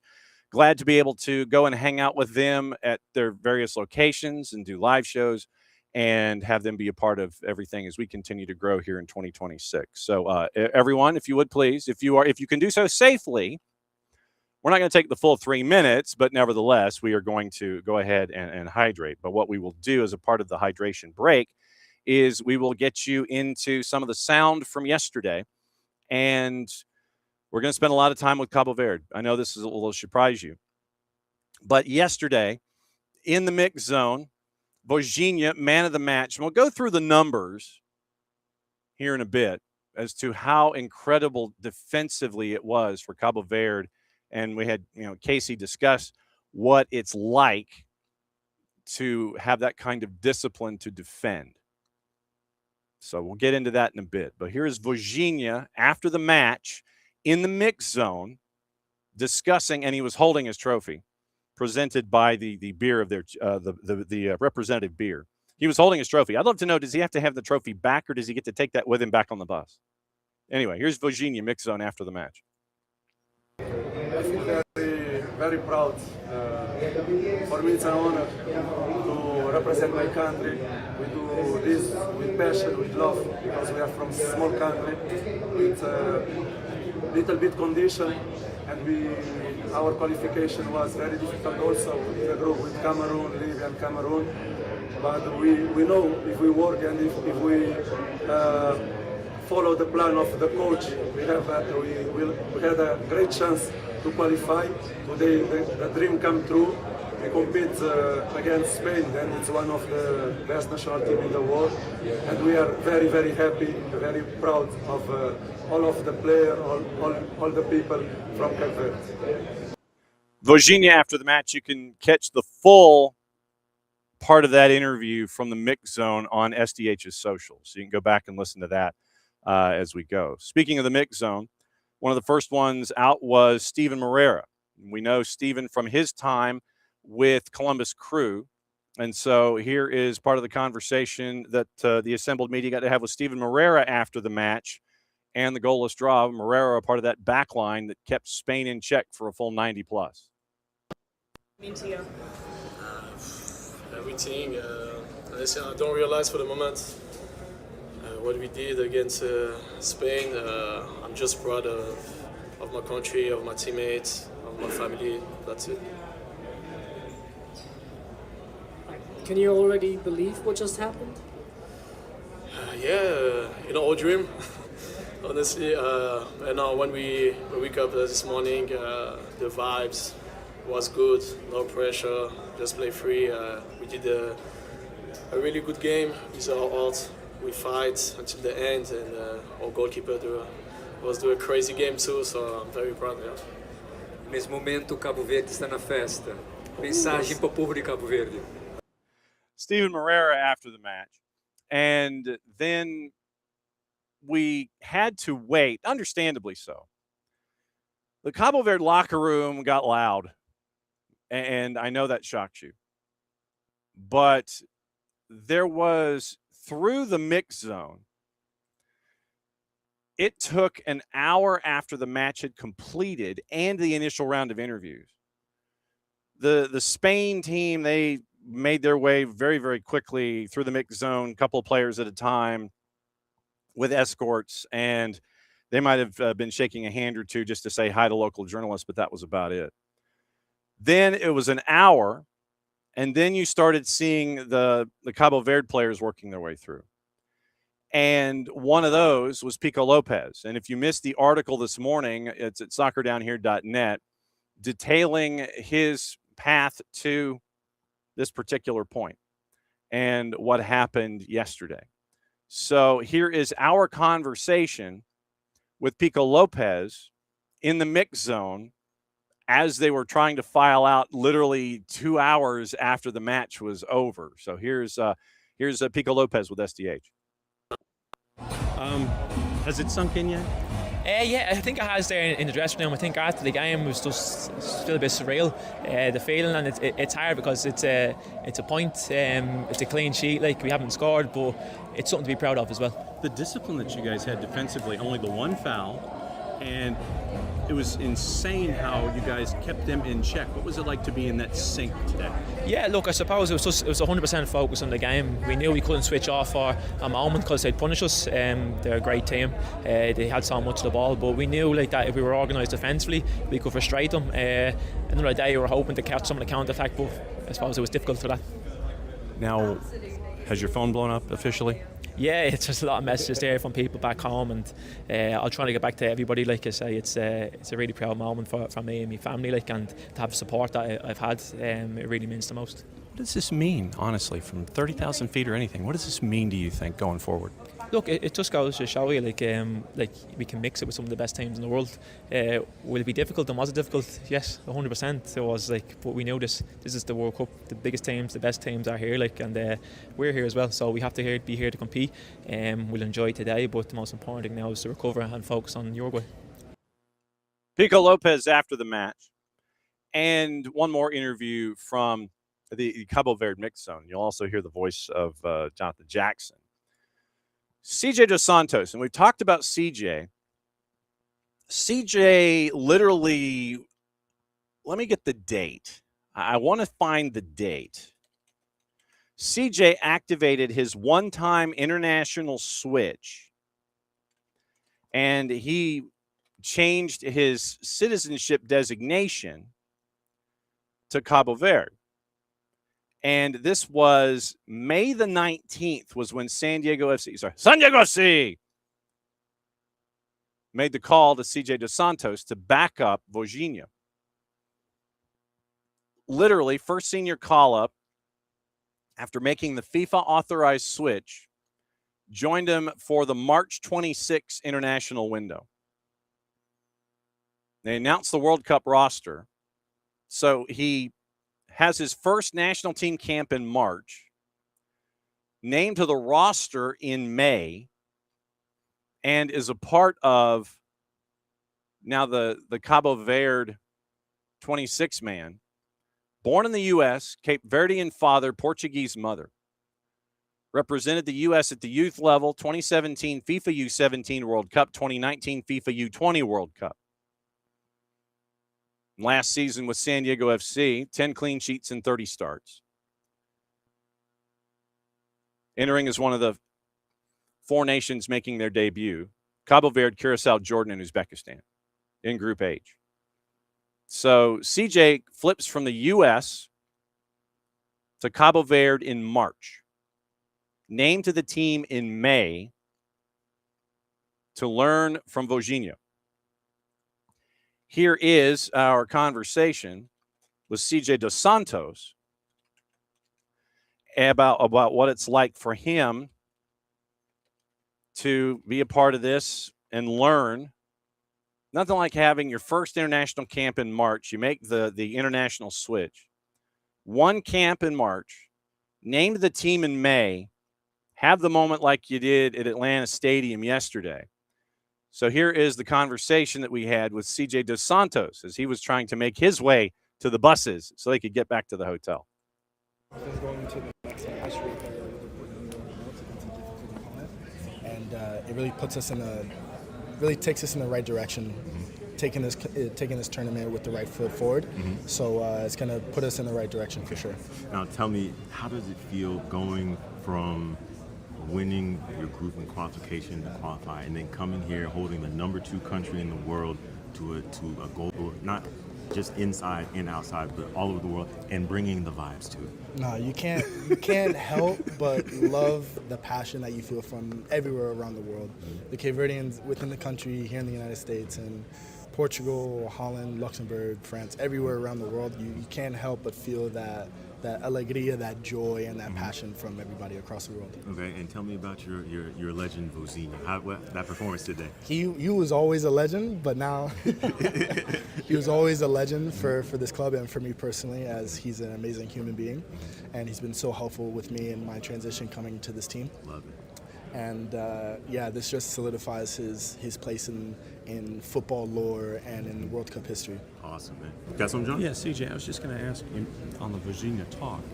I mean, you get to have someone like that who's 39 repeating and legend in the country and all this kind of stuff, to have that kind of impact and influence. I mean, you're coming in kind of hot. Yeah. And to be able to learn and to calm down and get integrated into that, what was that like to have that kind of calm from him when you're getting integrated? You know, having such an experienced goalkeeper such as him, you know, one of the captains of the team, he eludes that experience, he eludes that sort of confidence and that experience within the team and within his own personal experiences. And when you have players like him in this group, you can't help but be successful.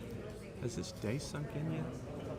It's kind of weird, like the whole experience hadn't sunk in until walking out with the team, and then you can see the stands, you can see all the fans everywhere around, so that part was still very, very surreal to me, and now just letting everything sink in and just enjoying every moment. So it gets to 4-0, ref hits the whistle. What's running through your mind when you understand what was happening out there today? I mean, my first thought was to run over to Vozinha and just to be able to have that moment with him, tell him how proud I was from him, and just how amazing of a moment it is and how much of an honor and a privilege it is to just be able to see it firsthand with the best seats in the house.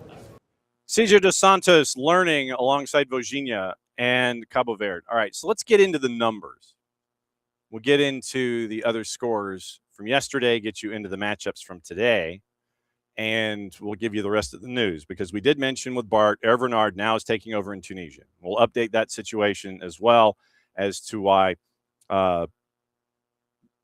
LaBrouche was told to please leave. Because like we had mentioned a couple of different things involving the why. We'll get into the why and we'll get into Hervé Renard, and there is some other news to get into this morning as well. So the numbers for this matchup.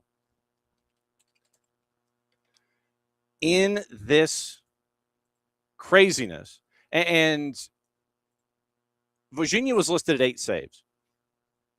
I call shenanigan on that. I mean, for me, it's probably 8 saves, and if you want to be real specific about it, it is 8 saves, handful of touches, all that kind of stuff. SofaScore had Vozinha at a 9.7. A 9.7. 7 saves. I'll dispute that.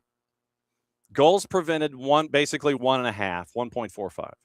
Saves from inside the 18, 6 of the 7. Like I said, I'll say 8 saves. 3 high claims along the way. Defensively, 15 recoveries, had 1 clearance. He was 2 for 2 on his duels, by the way. 2 for 2 on his duels. Passing, 29 of 42 at 69%.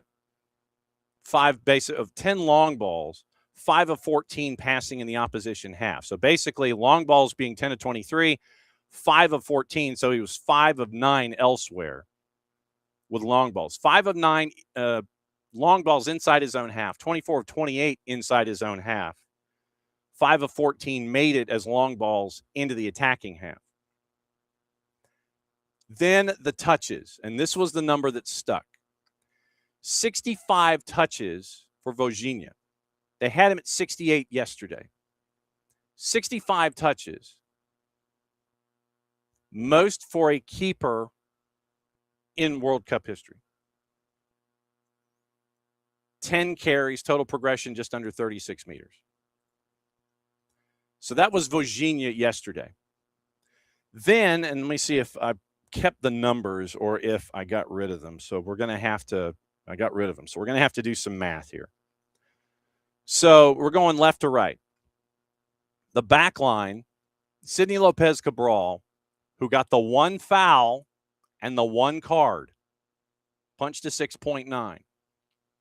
So defending, Cabral at left back, 9 defensive contributions, was 1 of 2 on tackles, 2 picks, 5 clears, 5 recoveries, 5 for 10 in his ground duels and 0 for 1 in the air.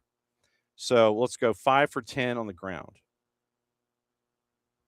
And the funny thing was in these numbers that as dominant as Spain was in the air on duels, Cabo Verde was the opposite on the ground. And I would have thought it would have been flipped. But legitimately, ground duels went the way of Cabo Verde. Aerial duels went the way of Spain, which was strange when I was trying to process this. Dini Borges, second highest rating on the day, and an 8.5 according to SofaScore. So Borges, not to be outdone, 18 contributions, 2 of 5 in tackles, 2 picks, 8 clearances, 3 recoveries, 3 blocked shots, and then 5 of 6 on his ground duels. He was 1 for 3 in the air, so 6 for 9 on his duels, period. And he had the one last man tackle, which was the foul and the yellow card. Pico Lopez, who we caught up with. Defending, the blue mark is just all the way to the right. So for Lopez, 16 contributions, 2 interceptions, 11 clearances for Pico Lopez, 3 blocked shots for Lopez, 1 recovery. And the funny thing here with Pico is he was 0 for 1 in the air, or 0 for 1 on the ground, 2 for 2 in the air. That was Pico Lopez's day. Steven Moreira, who you heard from in over at right back, he had kind of a quiet day. Everybody was trying to go down the attacking right. Steven Moreira had it quiet. So Steven Moreira had 5 defensive contributions. He had 1 pick, 4 clears, 1 for 2 on his ground duels on the day. Yeah, like I said, everybody kind of stayed away from Moreira. So that was your starting back line. Total all of those numbers up. And the fact that Adham Muhammad only called the 1 foul, which is insane. Here's the combination of the starting back 4 for Cabo Verde. Moreira, Cabral, Lopez, Borges. You had 48 defensive contributions. You had 3 tackles, 7 interceptions. Sorry, I'm doing math here. 28 clearances. That's on me. So 28 clearances, 9 recoveries, 6 blocked shots, and then it was ground duels, 6 of 12, 6 of 13, 11 of 19 on your back line and your ground duels. 48 defensive contributions, 3 tackles, 1, 7 picks, 28 clearances, 9 recoveries, 11 of 19 when it came to the ground duels, 6 block shots. That was your back line of 4 and only committed 1 foul. That is insane to think about. 1 foul on all of that activity for your back 4, and one of the guys that had the foul call was your second highest rated guy on the afternoon with Dini Borges. Talked about it with KCD, about the discipline that you've got to have in that situation. It's crazy to think about that's what the numbers were. Opta did a really cool thing, Opta support. And it was, so how did Cabo Verde do this? 25,000 pre-match simulations by Opta supercomputer. Spain was victorious 87.2% of the time. Cabo Verde got a draw 8.1% of the time. So basically, it was 91.9% of the time, Spain was going to get points out of this on their own. It was going to be a Spain win. 87.2% of the time, Cabo Verde got a draw 8.1% of the time. 74% possession, 96.7% field tilt, according to Opta. And field tilt is basically, okay, where are we passing from and what is it, what does it look like? Cabo Verde had 15 passes the entire day in the attacking third of Spain. In the attacking third, 15 total passes because they were trying to go over the top most of the time and Spain's recovery would get it back there. 433 passes were completed by Spain in the attacking third. But if you look at the chart, and that means that's where the field tilt is, 433 out of 448. That means that, everything's happening on one side. The schematic drawn by Opta looked like someone had messed up trying to create a parenthesis, and so they kept doing it over and over again. Literally, you saw side to side. You saw the windshield wiper do this, go from left to right the entire time. The windshield wiper was working. If the windshield wiper was Virginia, you saw left to right. A lot of arrows doing this. Very few passes inside the 18. 734 passes completed. But when it got to the arc, basically it was locked down. I mentioned Mikel Oyarzabal, first player to play the first 30 minutes of a World Cup match since 1966 without touching the ball even once. That's what you were looking at here. 65 place difference between the sides, biggest for any team that avoided defeat in a World Cup game. Rankings first published in 93. So that's what you were staring at. Numerically, anyway. Pedri got a 9, didn't do him any good. A couple of more statistics, by the way, in this one. 51 touches in the opposition box for Spain compared to 6. Shots inside the box, 16-2. Outside the box, 11-4. 27 total shots to 6. 7 on target compared to 1, and that was the header late. Much like Marc Cucurella, it ended up going a header into the ground and an easy grab for the keeper. 84 final third entries compared to 26. Passes in the final third, 388 of 443 for Spain. 16 of 35 completed for 46% by Cabo Verde. 19 long balls at 34%, 19 of 56. Long balls, 24 of 30 at 80%. 6 of 36 crosses completed by Spain. 7 saves for Virginia. I'm sorry, that's more. 14 goal kicks on the day. 46 clearances compared to 7. 15 picks compared to 6. Spain obviously would have more recoveries because it would be cleared out and then they would get recycled chances. 55-49. Total tackles 18-13 Cabo Verde. Ground duels 31-21, the margin to Cabo Verde. 19 of 28 go to Spain in the air. So on the ground, 31 of 52 to Cabo Verde. In the air, 19 of 28. On the dribble, Cabo Verde 4 of 11. On the dribble, Spain 7 of 13. But they frustrated the hell out of them for a full 90 minutes. 84 sprints compared to 79. 10 fouls called on Spain compared to 1. 1.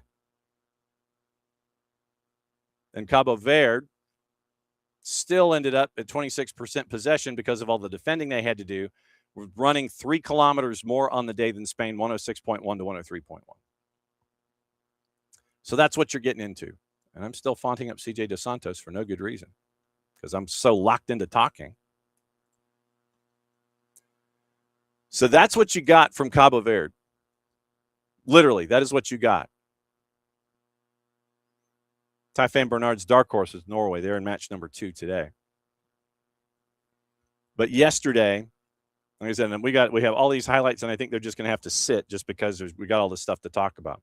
So yesterday, just to break through everything, first day since 1958 that you had all matches end in a draw. The Spain-Cabo Verde match, Belgium and Egypt a 1-1 draw. Romelu Lukaku scores late, salvages a point in Seattle. Saudi Arabia, Uruguay. Uruguay scores with 10 to go by Araujo, and that was in Group H at Hard Rock, which is now Miami Stadium for 6 weeks. Iran, New Zealand, KCD, saw that one. It was out at SoFi late last night, 2-2 final. And it was Elijah Just with the goals on the board in the 7th and the 54th. Every time New Zealand had a lead, the Islamic Republic of Iran would come back. Just scores in the 7th. Razayan scores in the 32nd. Just scores in the 54th. Mohebi scores in the 64th. 2-2 draw by the time you were done. Standings. So since yesterday was Group G and Group H, with Group I and Group J happening today. Group G, everybody's at a point, but New Zealand and Iran have one more goal scored than Belgium and Egypt. New Zealand, Iran, Belgium, Egypt. That's your rundown in Group G. Everybody's at 1 point. Group H, Uruguay, Saudi Arabia, considering theirs was a 1-1 draw, are ahead of the game over Spain and Cabo Verde, but everybody's got a point. Match day 2 is going to be interesting as Cabo Verde heads to Miami to take on Uruguay at Hard Rock. And so today is Group I and Group J. Just to give you the idea, we'll recycle through and let you know. Let's see if the numbers have changed any. France a little bit. France, 3 o'clock. France a minus 217, draws a plus 359, Senegal's a plus 600. 6 o'clock in Gillette to Foxborough. Iraq a plus 1300, draws a plus 600, Norway's a minus 476. 9 o'clock, Arrowhead, Jiha, Kansas City. Argentina's a minus 227, draws a plus 359, Algeria is a plus 700. Midnight Eastern from Levi's, which is now San Francisco Bay Area, Santa Clara. Austria minus 278, Jordan a plus 409 on the draw, and a plus 800 for Jordan to win. So quadruple header today, 3, 6, 9, midnight. Favorites haven't changed their numbers a whole lot. The draws and the dogs have kind of a little bit since we've been on the air, but that's pretty much it. Dominant favorites, Mbappe in France, Holland and Norway, Messi, I don't know if you've heard of the guy, and Argentina against the Desert Foxes in the Desert Foxes of Lawrence, Kansas. Going up against Argentina at Arrowhead at 9 o'clock, and then at Levi's at midnight, it's Austria and Jordan. So that is that's the rundown of the juice boxes today. Now, let's get into Tunisia a little bit. It is officially official that Hervé Renard is the new man in charge. Officially, as of 6 hours ago while we were sleeping, kind of. Sabri Lamouchi fired after one match in. They announced, the Fed announced that he had been appointed until the end of the World Cup. So he's basically a fireman. Morocco 2018, first appearance since 98. Saudi Arabia got the stage win over eventual champions Argentina in 22. And we would also like to thank Hervé Renard and his Saudi Arabia side for injuring Jay Fortune. Coached France during the 23 Women's World Cup, got them to the quarters. Also coached Zambia and Ivory Coast, winning AFCON in 2012 and 2015. Sam Joseph on the Hervé Renard beat. Literally, termination of Lamouchi's contract, making him the first head coach to be fired just one game into a tournament. Out of management, Hervé Renard had since being sacked by Saudi Arabia back in April. Group games June 20, June 25 against Japan and the Netherlands. They've never progressed beyond the group stage. FTF added the agreement with Renard stipulates negotiations will take place after the tournament over a long-term collaboration, in quotation marks. It's on their Instagram account, and it is a scally photo of Hervé Renard. Lamouchi had only been in charge for 5 months after replacing Sami Trabelsi, who left the team after they were eliminated on pens by Mali and then round of 16 in the AFCON last year. 54-year-old who'd previously managed Ivory Coast, Rennes, Forest, Cardiff, and Al Riyadh described the Sweden defeat as painful. Managers fired during a World Cup, strangely enough, both in Tunisia. Lamouchi after one match, and then Henrik Kasperzak in 98, Chabum Kun in 98, and Carlos Pereira for Saudi Arabia in 98, all 2 matches in. Lamouchi won just one of his 5 matches in charge, the friendly victory over Haiti in March. So that is that's the rundown on Hervé Renard. Hervé Renard in, he's a firefighter, and they're going to talk after the tournament. They're going to talk after the tournament. He is supposed to arrive, according to Tunisian sources, 3:30 this afternoon, Mexico time. So that would be like late afternoon our time. Direct flight connecting Paris to Monterrey. So it'd be like dinner time for us. Leading his first session today at 8 o'clock Mexico time. So by the time we go to bed, new technical staff, Renard, Wabi Khazri, Gilles Lefloche is your keeper coach. Trainers David Bariak and Nicolas Baudouin is your performance analyst. So that is that's the rundown of Hervé Renard. According to Tunis Al Khadra, and this is yesterday, a fight broke out at the end of the match between Sabri Lamouchi's son and a Tunisian supporter. Security intervened, reportedly struck the supporter who sustained minor injuries. According to Al Khadra, it should be noted the national team's coach's son travels with the official delegation without holding any position within the national team. Notably appears in official photos alongside the technical staff's been spotted on the field with players during training sessions without any official announcement from the federation mentioning his integration into the staff. So take that for what you wish. But Sabri Lamouchi out after one match from Tunisia. And the first call they made was to Hervé Renard. The Carthage Eagles now have a new man in charge for the tournament.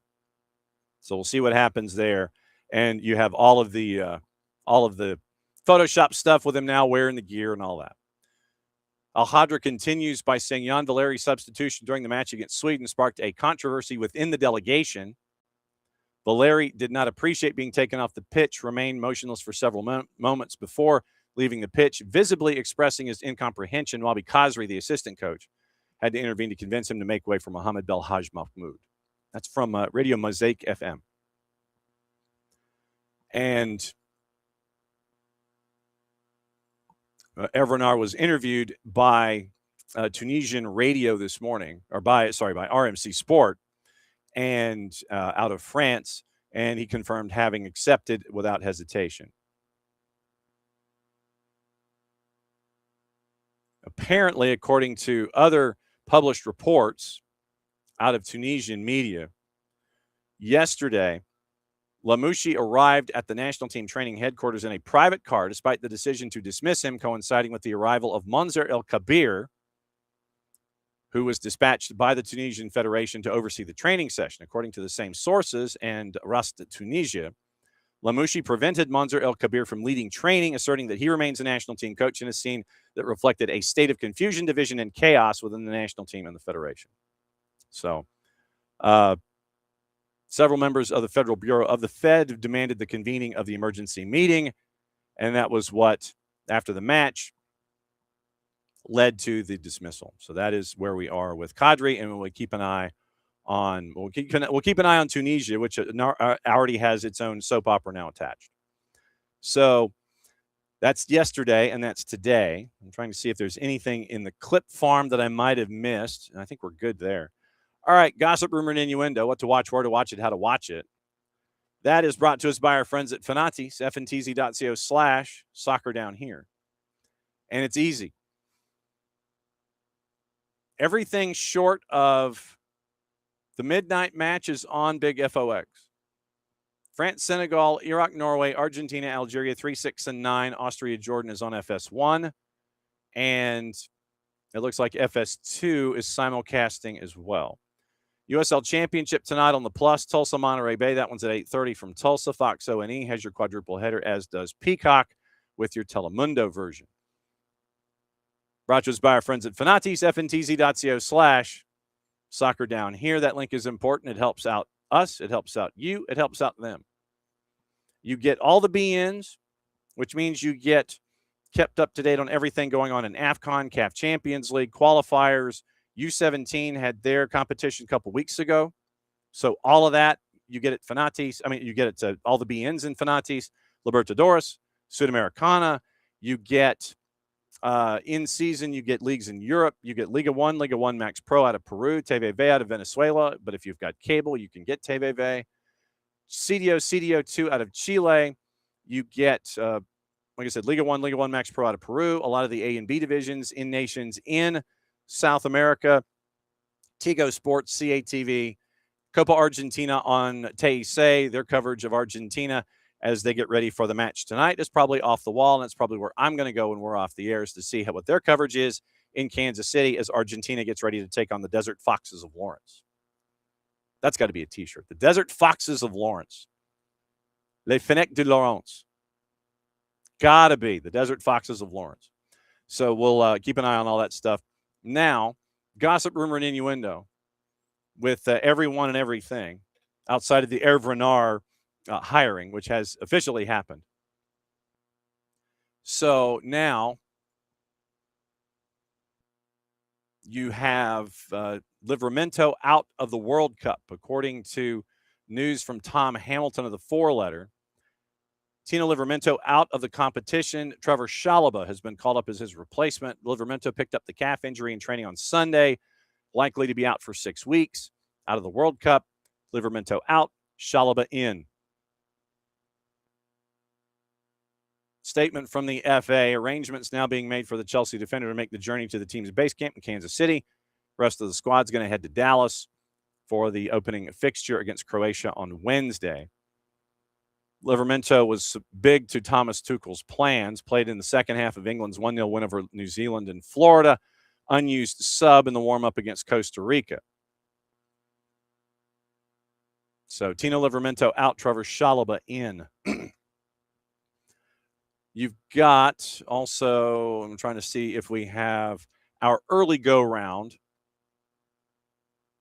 of all of the gossip, rumor, and innuendo. Or are we just going to, yeah, here we go. Okay, so we do have it. Sandro Tonali is a part of it. Spurs have entered the race to sign Sandro Tonali, according to Fabrizio Romano, wanted by Roberto De Zerbi. Competition for Manchester City, Arsenal, Juve, and AC Milan.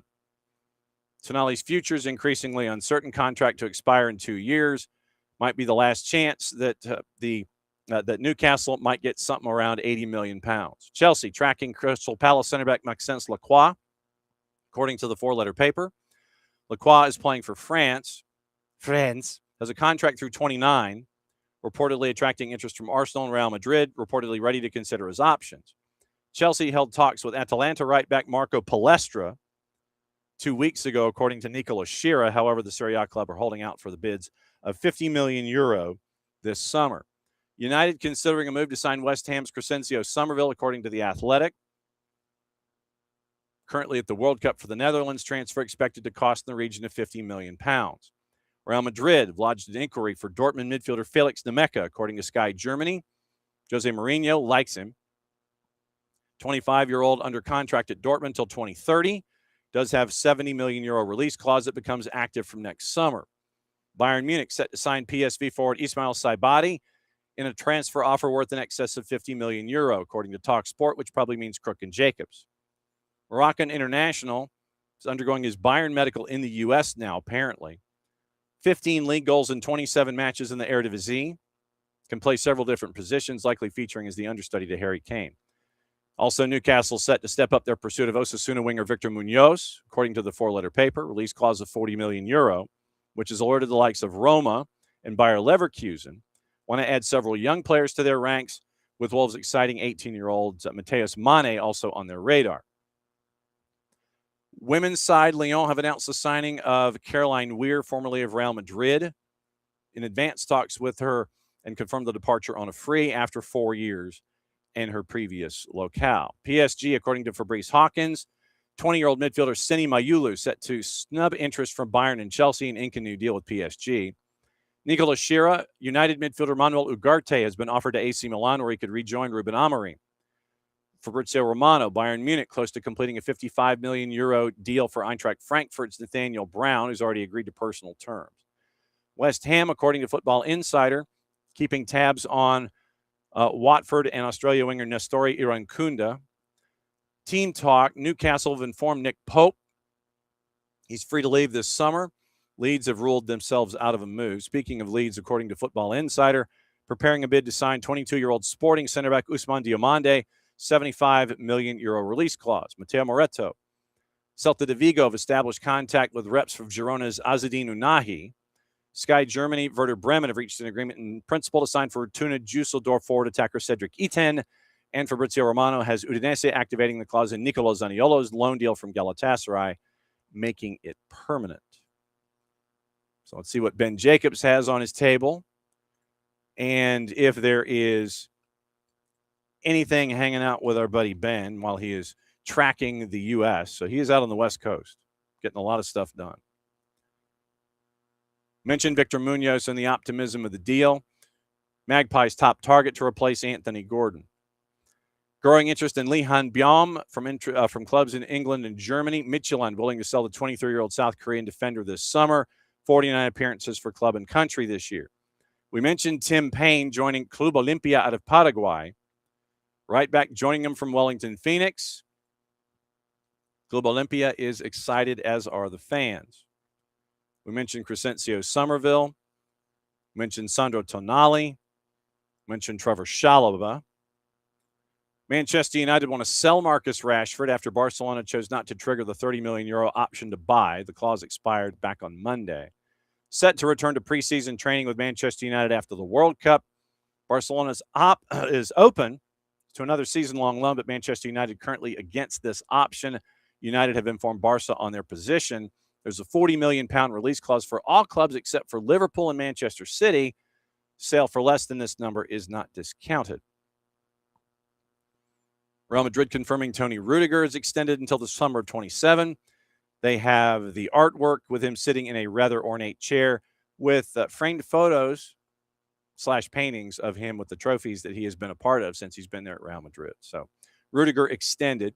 Once again, we mentioned Tonali, we mentioned Hervé Renard. And I think we're cutting Pierre Sage joining Crystal Palace on a 3-year deal, leading Lens to being second in Ligue 1, winning Coupe de France. So Sage now at Crystal Palace, and that should get everything set up. Now, let me get you the broadcast plans for tonight, for Atlanta soccer tonight.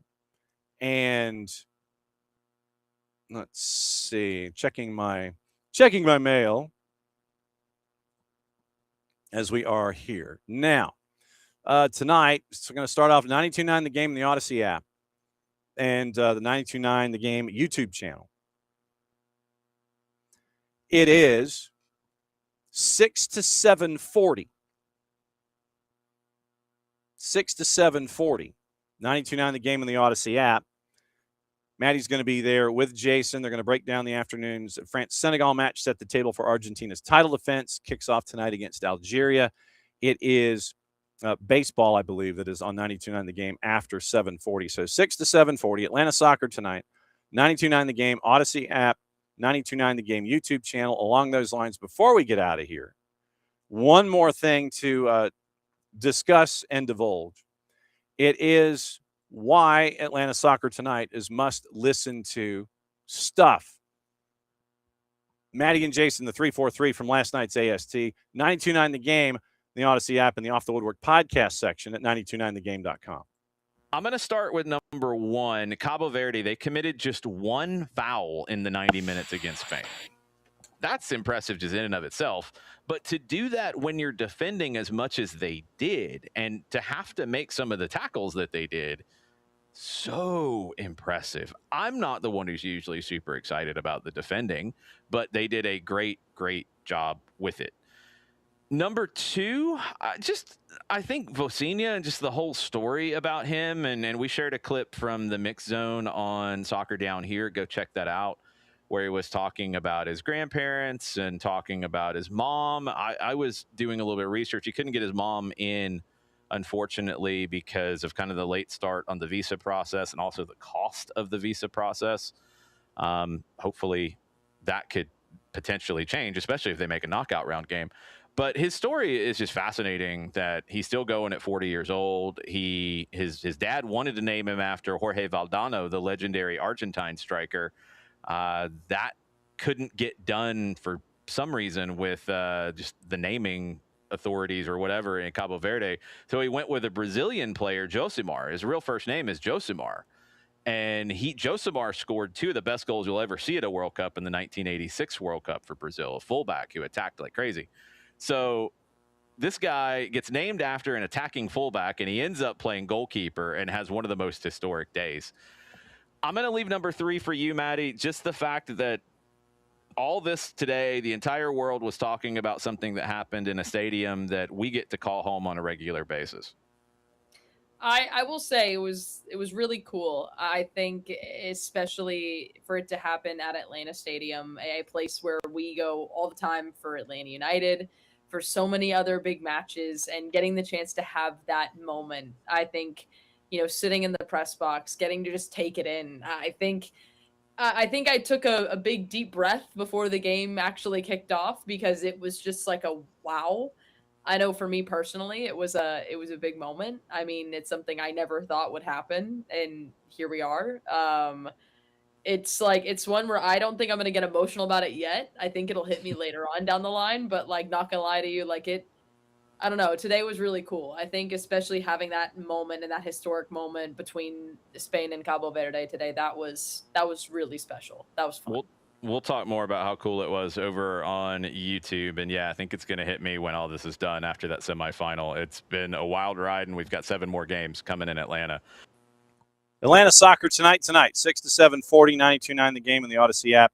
And then posted after on the 92.9, on the Off the Woodwork podcast section of the 92.9 The Game webpage. So that is your listening pleasure tonight, Atlanta soccer tonight. 92.9 The Game, the Odyssey app, 6 to 7:40, I believe, before baseball with the University of Georgia in Omaha having to win and get out of the losers bracket after their loss to Oklahoma last night. So they've got some work to do there. It's been a fun show. It was great to catch Bart before he hopefully dodges all the raindrops and goes to Seattle, where he's apparently going to be dodging all the raindrops. Then it's great to catch up with Lauren Koontz from the YMCA, Metro Atlanta Y, president and CEO. I'm glad that we were able to catch up. If you haven't seen the elements of the documentary, they're on the YouTube channel. And it was fun for me to go back and see Roy Bloomfield of the Atlanta Chiefs, to see Bob Hope, who has been in media relations and public relations here forever, to piece together the history of the Metro Atlanta Y and how it's integral to what we're seeing here and the growth of the game in the Atlanta area today. Very, very cool stuff there as well. So I think tomorrow is a normal show. I think it is. I think it's normal tomorrow. I think Thursday is another day that's going to be funky, and I think Sunday is going to be funky. I think Thursday is 8 to 9:30, and then Sunday AM is 8 to 9:30, or 8 until, and then we get it all sorted out. So I think we're normal tomorrow, normal on Friday, but we're going to go long on Friday because of the guests we can't have on Thursday. We're going to see if we can slide them a day. We'll see what kind of trouble we can get into there. So that is another round of SDH AM. For everybody here, for Maddie, for Jason, for Jarrett, for Nick, for Sophia, whose pictures have been amazing, for Vanessa, and for everybody here at SDH. I'm just John. Thanks for coming by. Thanks to KCD. Thanks to Bart Keeler. And once again, you can't thank the folks at the Y enough for everything that they do on a daily basis. But like I said, it was great to catch up with them and find out what's going on at the Y here in Atlanta. And when you get to catch up with folks like Lauren Koontz, president and CEO of YMCA Atlanta, it's always great to find out what's going on up there. And I'm glad we were able to catch up with her about the documentary, the Y and the YMCA in Atlanta, and their past, their present, and their future. So it's always been fun to catch up with them. We got to do that today as well. So busy show today. Got games today. We'll talk about them tomorrow right here on SDH AM. So since it is the end of the show, I get to do this, back at it again in a little less than 22 hours. And maybe I'll finally get this right at some point here as we run a show close. Mucha Plata, y'all played safe. Glad to see everybody made it in. We'll see it again tomorrow. Be good, everybody.